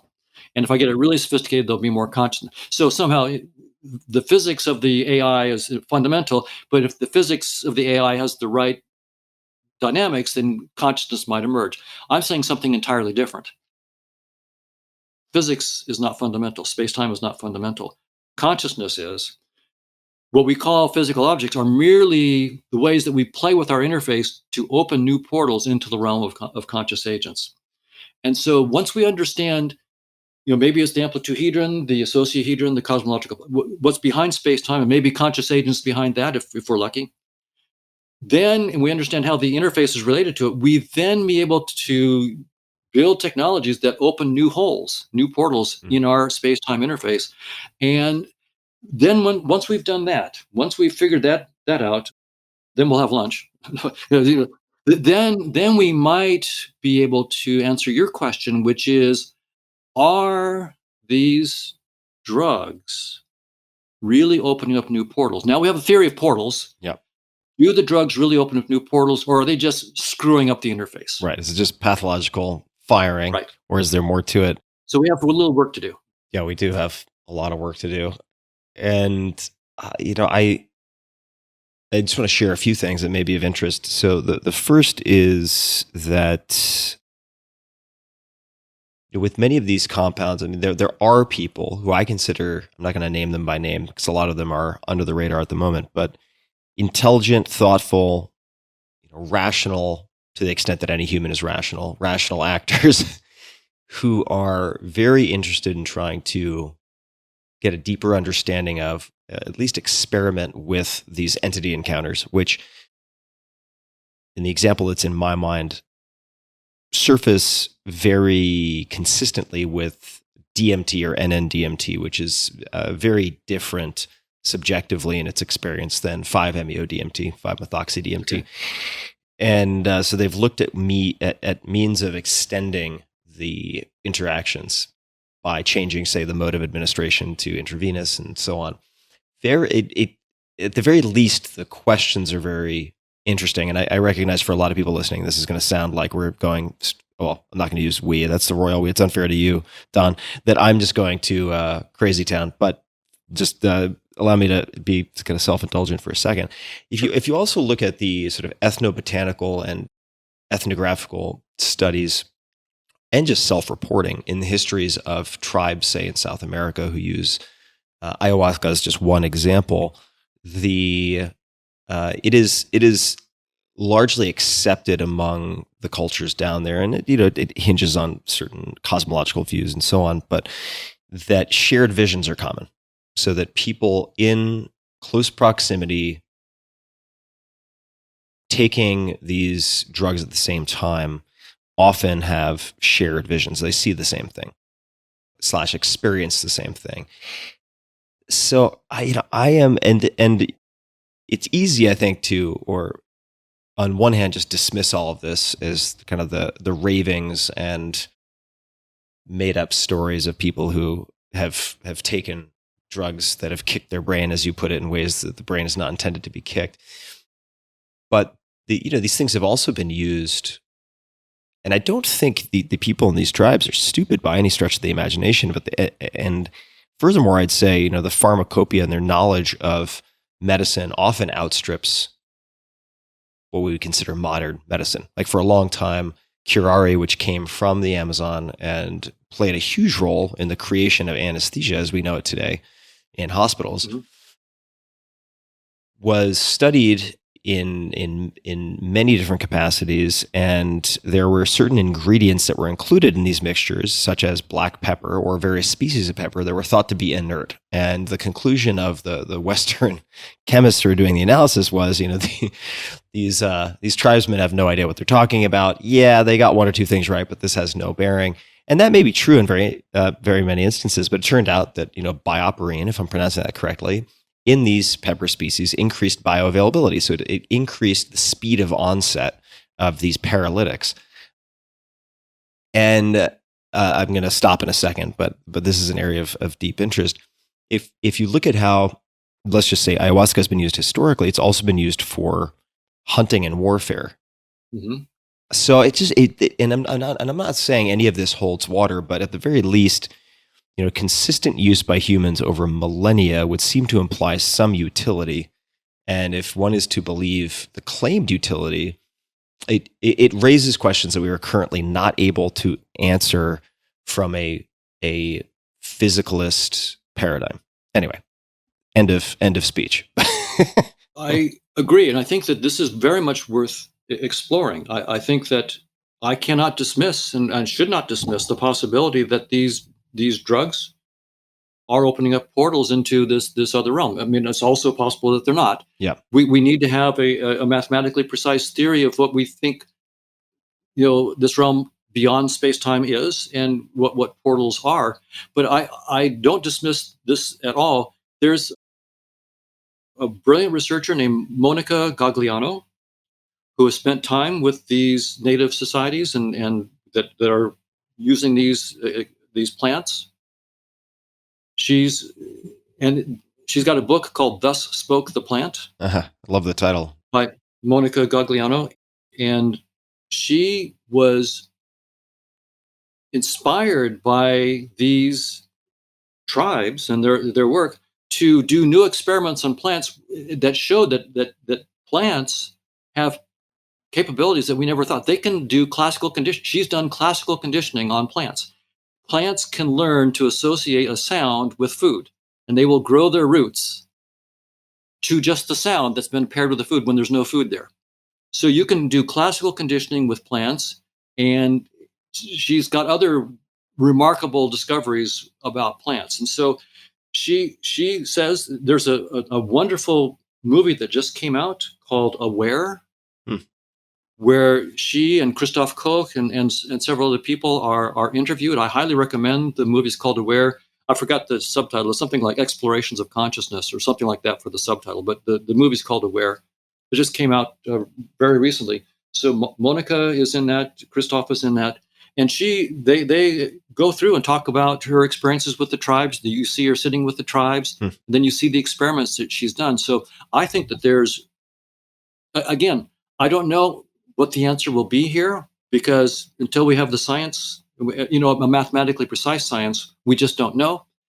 It could just be screwing up the brain in some sense, or it could be a genuine insight. So there's a lot of hard work ahead to do this. TBD. But if you're a physicalist, we know the answer. You're just screwing up your brain. Yeah, you're just completely cuckoo bananas and should be put in a padded room so you can't damage yourself, which, in fairness, some of these things you do have to be careful with. This book looks fascinating. Thus Spoke the Plant. Yeah, Monica Gagliano, 253 ratings. It's like 4.5, 4.8.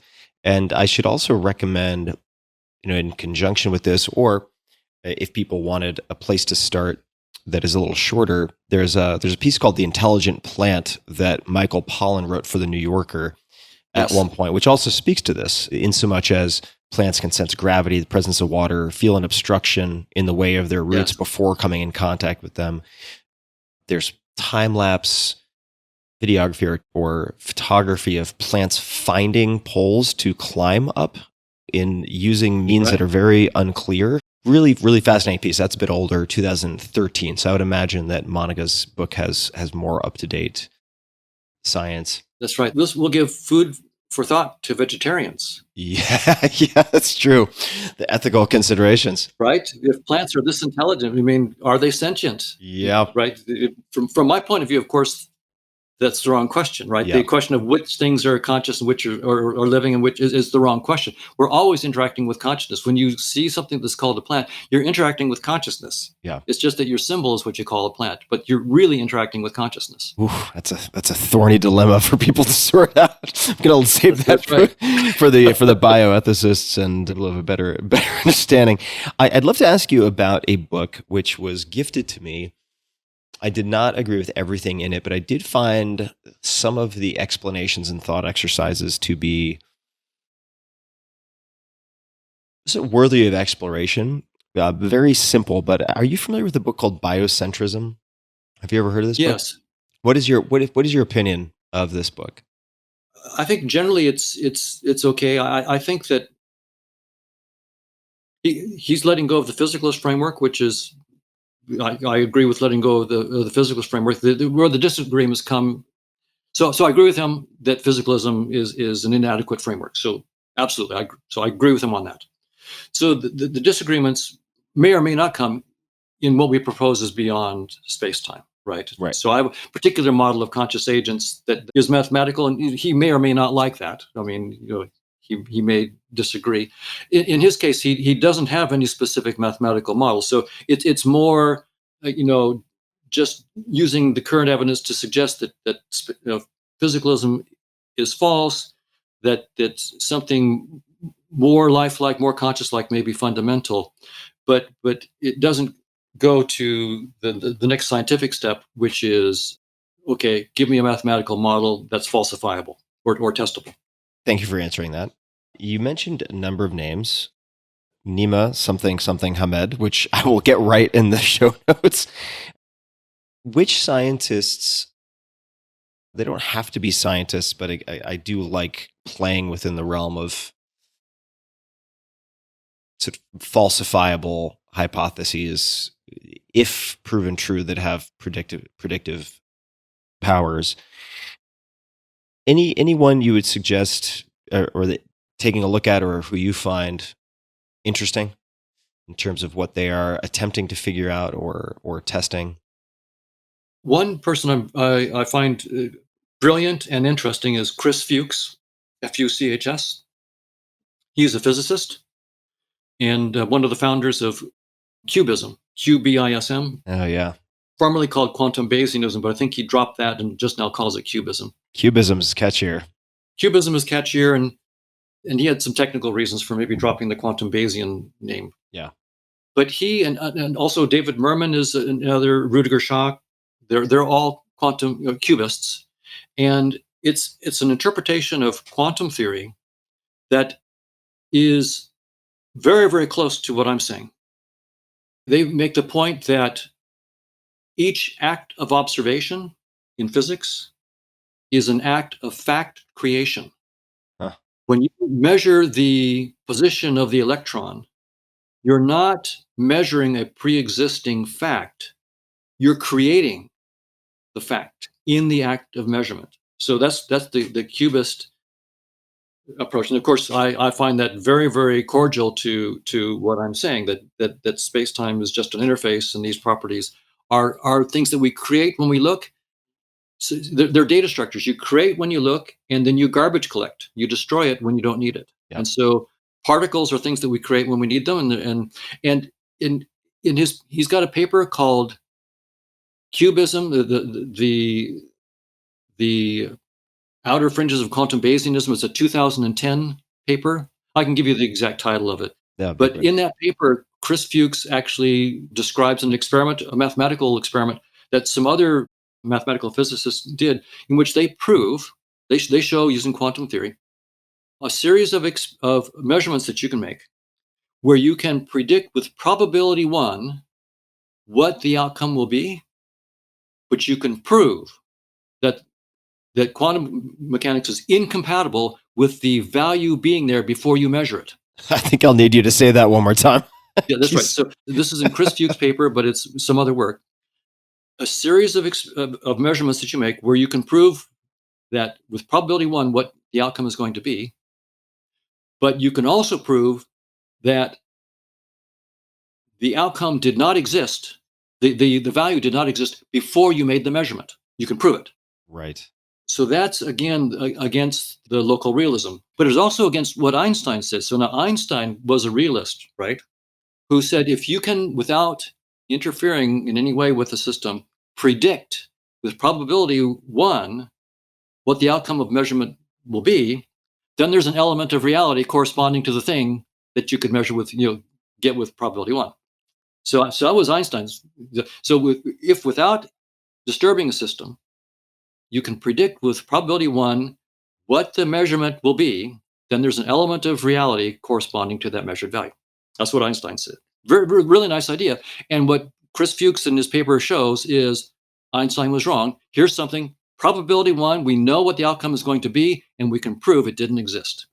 So this is, once again, the nail in the coffin of space-time and particles being fundamental reality. They don't even exist when they're not perceived, when they're not measured. So QBism says every physical measurement is an act of fact creation. You create it in the act of observation. Yeah. And that agrees with what I'm finding from evolution by natural selection. You create the symbols you need on the fly to survive long enough to reproduce.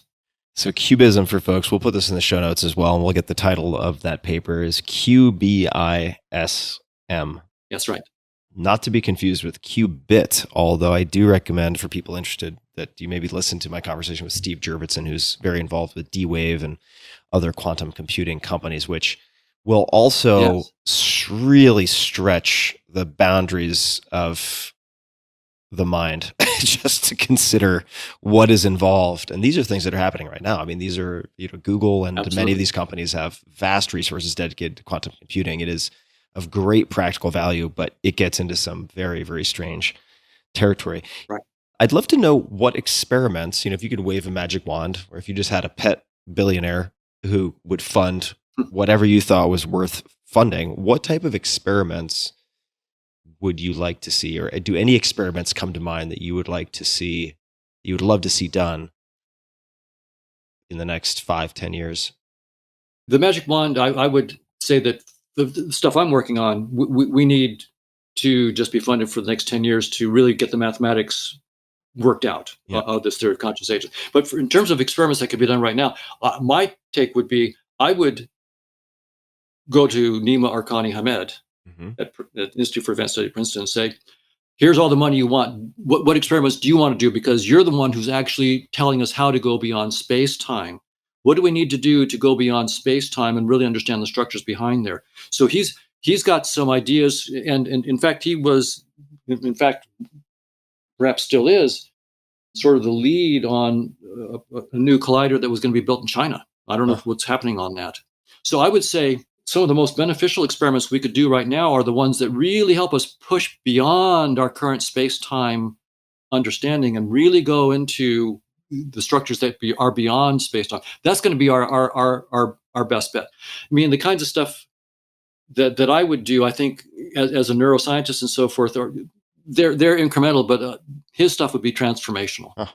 On my part, I think we have to just go after the mathematical modeling and then try to tie it into the structures that they're finding. I think that's the best way for science to move forward in the quickest way on this.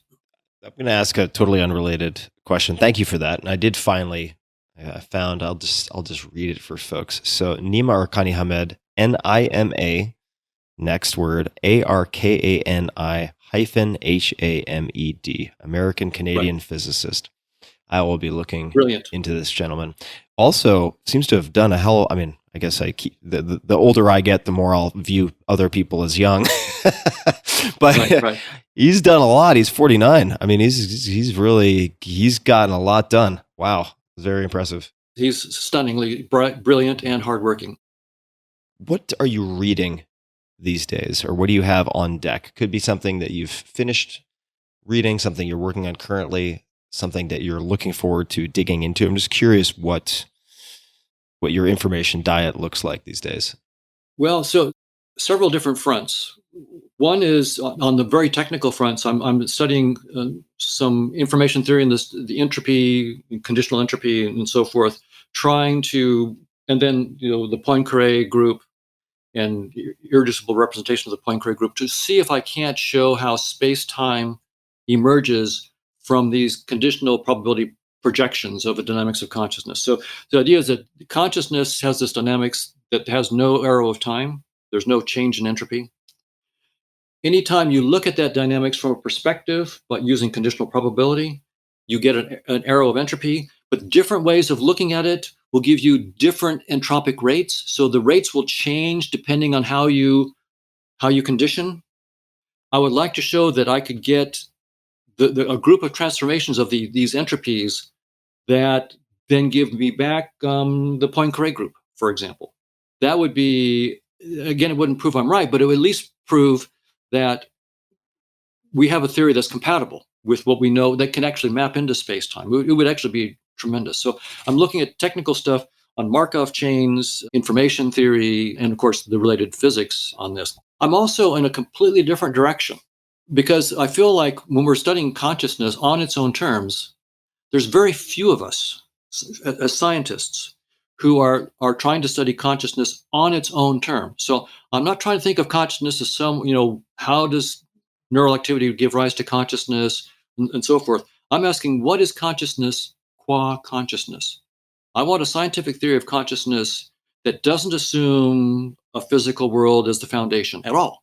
Sounds very difficult. It absolutely is. You have to just like reboot everything without all the props that we've had of space and time. So what do you want in a mathematical model of consciousness? Now, as I mentioned, I published that paper, Objects of Consciousness, a few years ago. And people can read what we have there. But I realized that I should listen to various spiritual traditions. But now, spiritual traditions are a mixed bag, right? Yes. I have no doubt that many practitioners have had deep insights, and that I have no doubt that many of the things that they say are dogmatic nonsense. And the question is how to separate the two, right?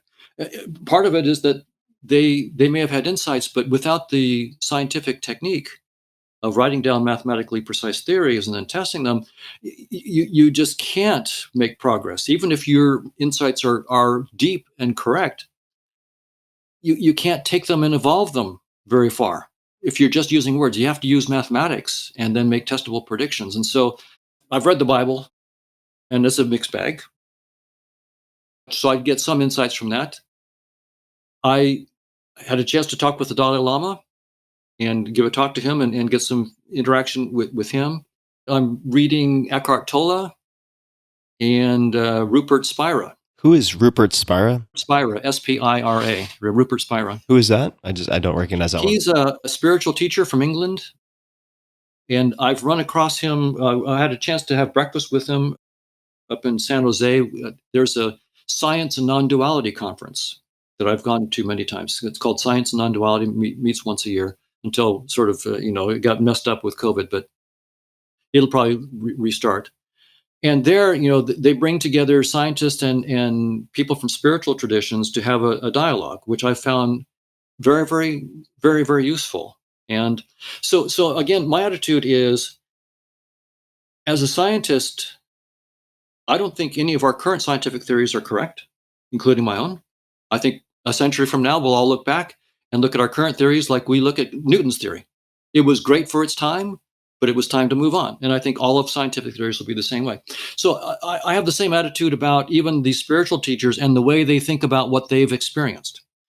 On the other hand, I think it's important for me as a scientist to listen very carefully to what these spiritual teachers are doing. They seem to have explored in ways that perhaps I and other scientists have not. and can I get insight? So I'm spending time reading, Eckhart Tolle's books and Rupert Spira, and just, again, taking everything with a grain of salt. But I don't want to just ignore this. I want to really think about it deeply as I try to get a mathematical model. Yeah, I wonder if, as you're talking about this, I wonder, just thinking about the convergence of spiritual practice, not just the saturation of religion, but let's just say practices and mathematics. And I mean, just offhand, and this could be completely misguided, I'm wondering if there have been any pairings of mathematicians and spiritual practitioners in, say, India. I mean, there's such a strong, certainly millennia long set of traditions related to deep practices of various types, but also mathematics. I mean, you have an incredible, I don't want to say tradition, but you do have a historical record of outstanding mathematicians out of India as well. I know two of them. All right. And I am very, very lucky to count them among my longtime collaborators. So Chetan Prakash and Manish Singh. These guys are mathematical geniuses, and with also deep spiritual understanding. They have their own spiritual practices. And Chetan has worked with me for over 30 years, and Manish for almost 30. Manish was a student of mine, but he's now my superior. He's absolutely brilliant. Any mathematical savvy in our papers is not due to me; it's due to them. And perhaps any spiritual savvy is also due to them. So I don't know what I do, but anyway, these guys are brilliant. And also, I was very fortunate to work with a gentleman named, he wasn't Indian, he was Jewish, Bruce Bennett, and he was just a flat out genius mathematician with also deep spiritual understanding of Eastern spiritual traditions. I think informed his stuff. So I've been around. I've been fortunate to be and to collaborate with these brilliant mathematicians. And so I agree, absolutely.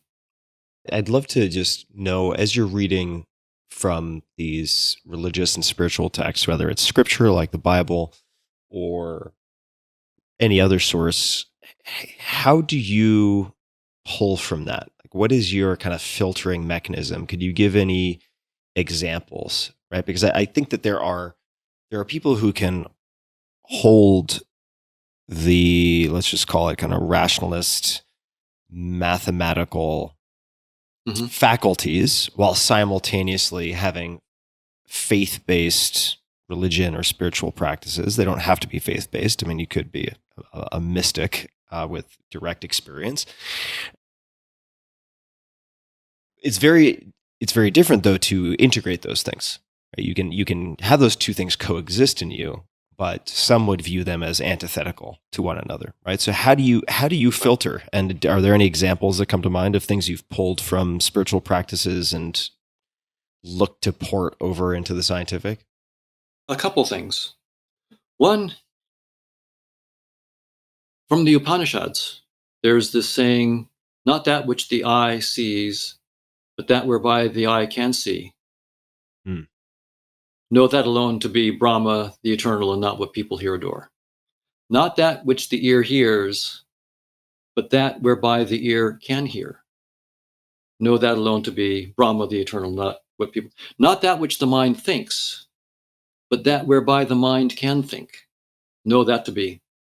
So there's this distinction between pure awareness versus the contents of awareness. Right. And when I realized that they were making that distinction, I looked back at my math and I realized that when I was writing down these mathematical models of consciousness, they're probabilistic models. And you have to write down, when you do that, you have to write down a probability space. So there's just this thing. It's this timeless thing, a probability space. And then you have the dynamics occurring on that space. So the mathematics itself also models there's this pure awareness beyond time, beyond the dynamics. That's what I call the probability space. And then there is the dynamical system of the contents that appear and disappear within that system. So I realized that there is this really interesting correspondence between the kinds of things that they're saying, the contents. There's pure awareness, and in some sense they'll say what you are is not any of your contents. You're not your body. You're not the sound of your voice. You're not your possessions. None of that stuff is you. You are the pure awareness, and the pure awareness is what survives death, but not necessarily any content. Well, that does seem to correspond pretty well with some of the mathematics that I wrote down, just because I had to write it down that way. That's just what you do when you write down the mathematics. And so I find these kinds of correspondences really interesting, and I want to pursue them further. The other one that I think is really interesting is the insistence. And I get this, you get this in many of the spiritual traditions, but I see it really clearly, like when Eckhart Tolle is explaining these things in his books, like A New Earth and The Power of Now, and so forth. He points out that thinking is not a very deep intelligence compared to the realm of our reality beyond thought. So in these spiritual traditions, one of the things you do in meditation is you let go of thought completely, right? Any thoughts that come up, you don't fight them, but you don't give them any space. You let them go. And the point that they make is that as you do that, and it may take you years to really be able to do that, you are getting in touch with an infinite intelligence that is much, much deeper than any thought intelligence. And in fact, is the source of all intelligence that comes through our thoughts. And so if that's right, that also makes sense from this Gödel's incompleteness theorem point of view that I've been taking on this. That is that consciousness, there's no description of it, including any conceptual thought description that we can give, that even scratches the surface of the depths that Gödel's incompleteness theorem says is there. So I see this correspondence again between letting go of thought. So there's this really interesting thing. We need thought.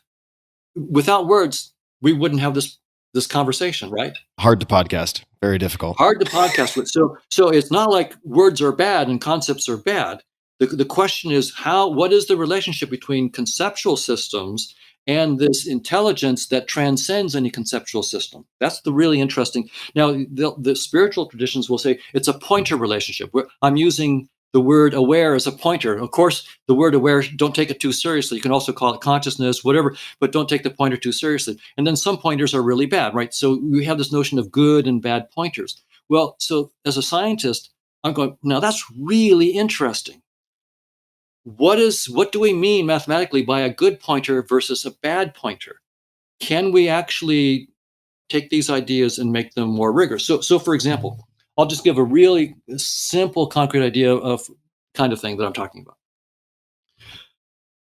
The real numbers, the real line, from minus infinity to infinity, right? So that's a lot of numbers. How about the integers? I'm no mathematician, but it sounds like a lot of numbers. It's a lot of numbers, right? And now just the integers from minus infinity to infinity. Well, right, there's between 0 and 1, there's a whole bunch of real numbers, right? So there's a sense in which the integers aren't a very good approximation to the real numbers, right? There's so many real numbers between 0 and 1. 0 is not really telling me anything about the integers between 0 and 1. So you could say that the integers are a pointer to the real numbers, but it's a really bad pointer. But now take the rational numbers. A rational number is an integer divided by an integer. So you just take any two integers, you get a ratio. Those are called the rational numbers. And it turns out that the rational numbers are what mathematicians call dense in the real numbers. You can approximate a real number as close as you want with rational numbers, but not with integers. Now, it turns out there's just as many rational numbers as there are integers. This sounds crazy. So the number of integers equals the number of rational numbers. The integers are a bad pointer to the real numbers, but the rational numbers are a good pointer to the real numbers. Yeah. They can approximate them. So this is the kind of thing that I see. Can we take the spiritual idea that what we are is an infinite intelligence that cannot be captured by any finite conceptual system, language, for example, speech, thought. We have this notion of good, bad, and worse pointers.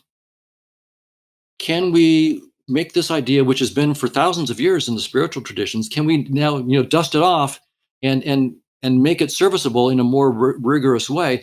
Can we actually take spirituality and turn it into a scientific discipline? Again, which is not to desiccate it and deprive it of its life, but to make it precise and make it actually serviceable, actually make predictions. I would love, my father was a minister in a Protestant fundamentalist church. Here's what I would love. The guy gets up and his sermon is, guess what we just discovered mathematically about spirituality this week? You won't believe it. Here's this new theorem about spirituality. Sign me up. I would love to go to a church like that where they're telling you the new discoveries, where rigorous discoveries about good pointers to, here's how to think about consciousness. Here's a better way to do your meditation. And we now have this mathematics to explain why you should do it this way and not that way. I would just love that kind of thing. And I think that science and spirituality eventually could collaborate. Now, question for you, would spirituality not at that point cease to be a useful term, in so much as if spirituality is, and please feel free to disagree with the wording, but an attempt to describe with words, these sort of clumsy, imprecise labels, glimpses somehow, if we look at the mystical traditions, into this fabric beyond space-time. Like by the time they converge, we will have the tools and the mathematics to obviate the need for this word spirituality. Is that nonsense that I'm spouting? Well, I think that's a very natural question, and my attitude is that science itself is in the same boat.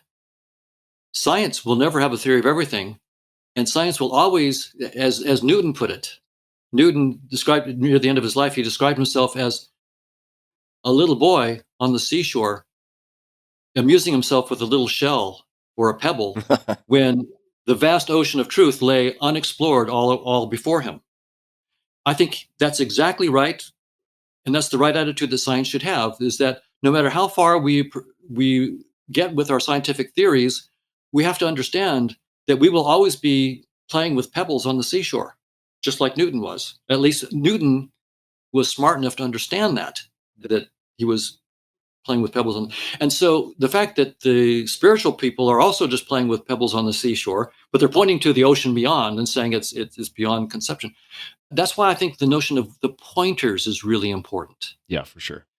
Good pointers versus bad pointers. We can never get a theory of that. But if the spiritual traditions are right, and if conscious realism is right, even though you can't get a theory of it, you can know it by being it. Right? So you can't know that infinite intelligence through your conceptual analysis. You can get good pointers to it, and science can help us get good pointers. But you can only deeply know it by actually letting go of thought and being it.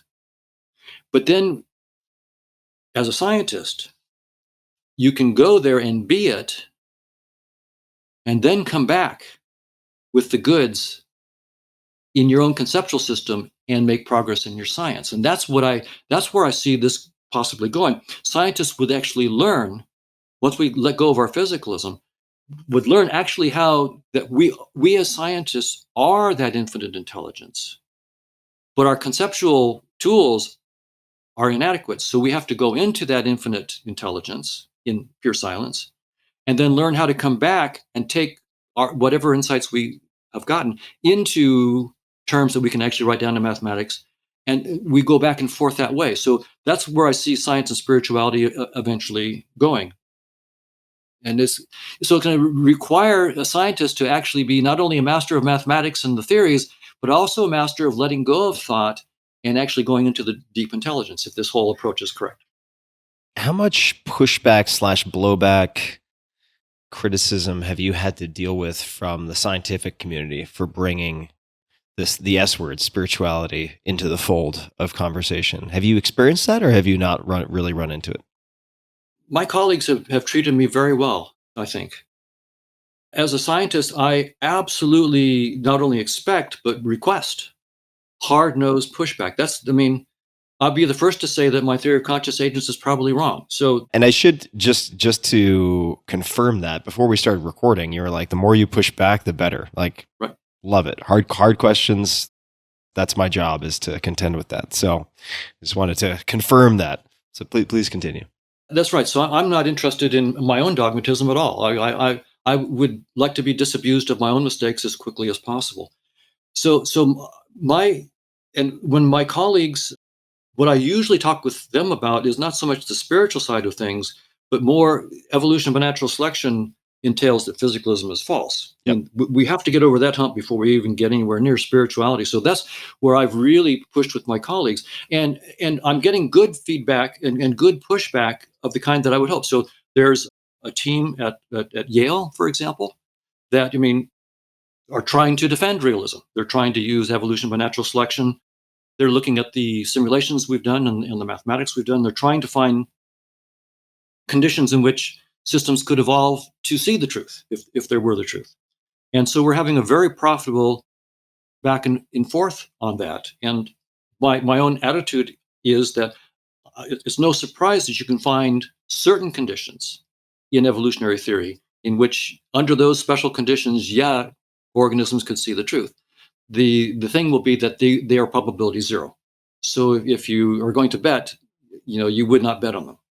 So, and that's a whole other discussion. I'll just say one thing about it, and it has to do with their approach is, if you have lots and lots of fitness payoff functions, and you force the organism to only see the world as a unified whole, you can't carve it up. Then, in that special condition with many thousands of payoff functions that are coming very, very quickly, you can't adapt to any payoff function, and so truth is what you sort of default to. But what we've shown, so that's great. I'm grateful to them for doing that. What we've shown is that if you allow an organism to cluster the payoff functions into similar payoff functions, so that you can sort of take these 50 payoff functions are roughly the same, so we will just make one payoff function for all of them, for all the various actions. Now, quick question: fitness payoff function. I think of I'm probably very simplistic viewing fitness payoff function as successful reproduction. What would other payoff functions be? Well, so ultimately, if I'm not totally misunderstanding it, right? So no, you understand correctly. Evolutionary theory has been turned into mathematics called evolutionary game theory. And in evolutionary game theory, what you do is you set up a game where players have different strategies.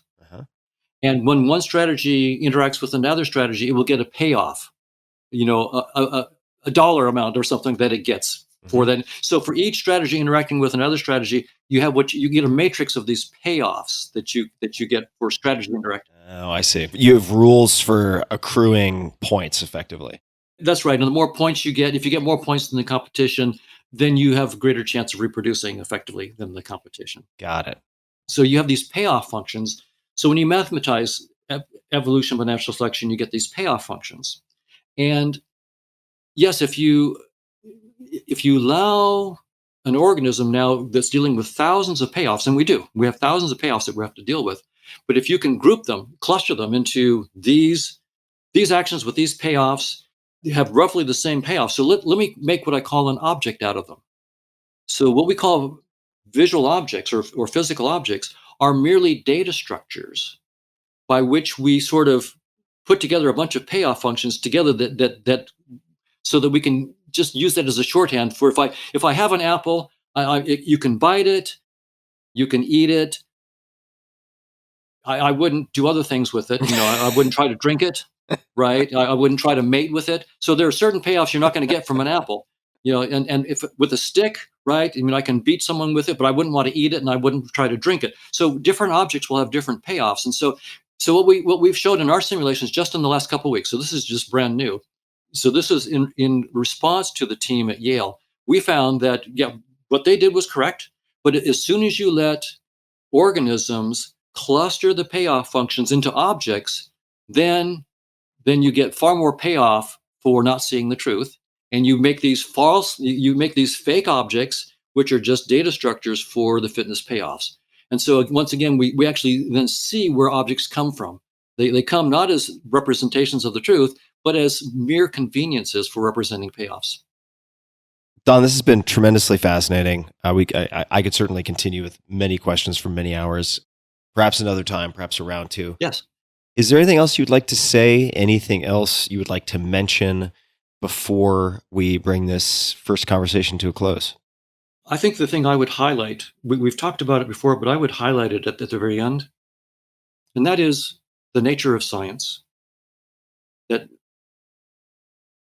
good scientists understand that we will never have a theory of everything. When they talk about a theory of everything, it's with a wink and a nod.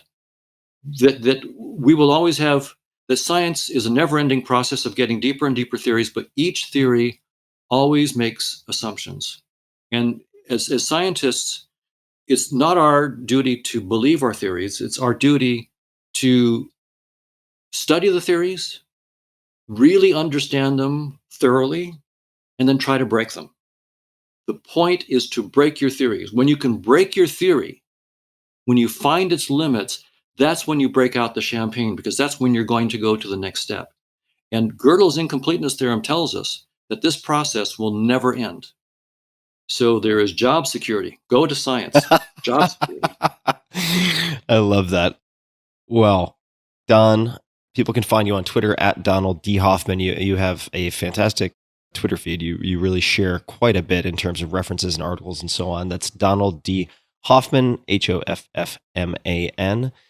And it has been so much fun to have you on and to have this conversation. I appreciate you taking the time. It was a great pleasure, Tim. Thank you so much. And for everybody listening, we will add copious and detailed links in the show notes as per usual at tim.blog/podcast. And until next time, thank you for tuning in.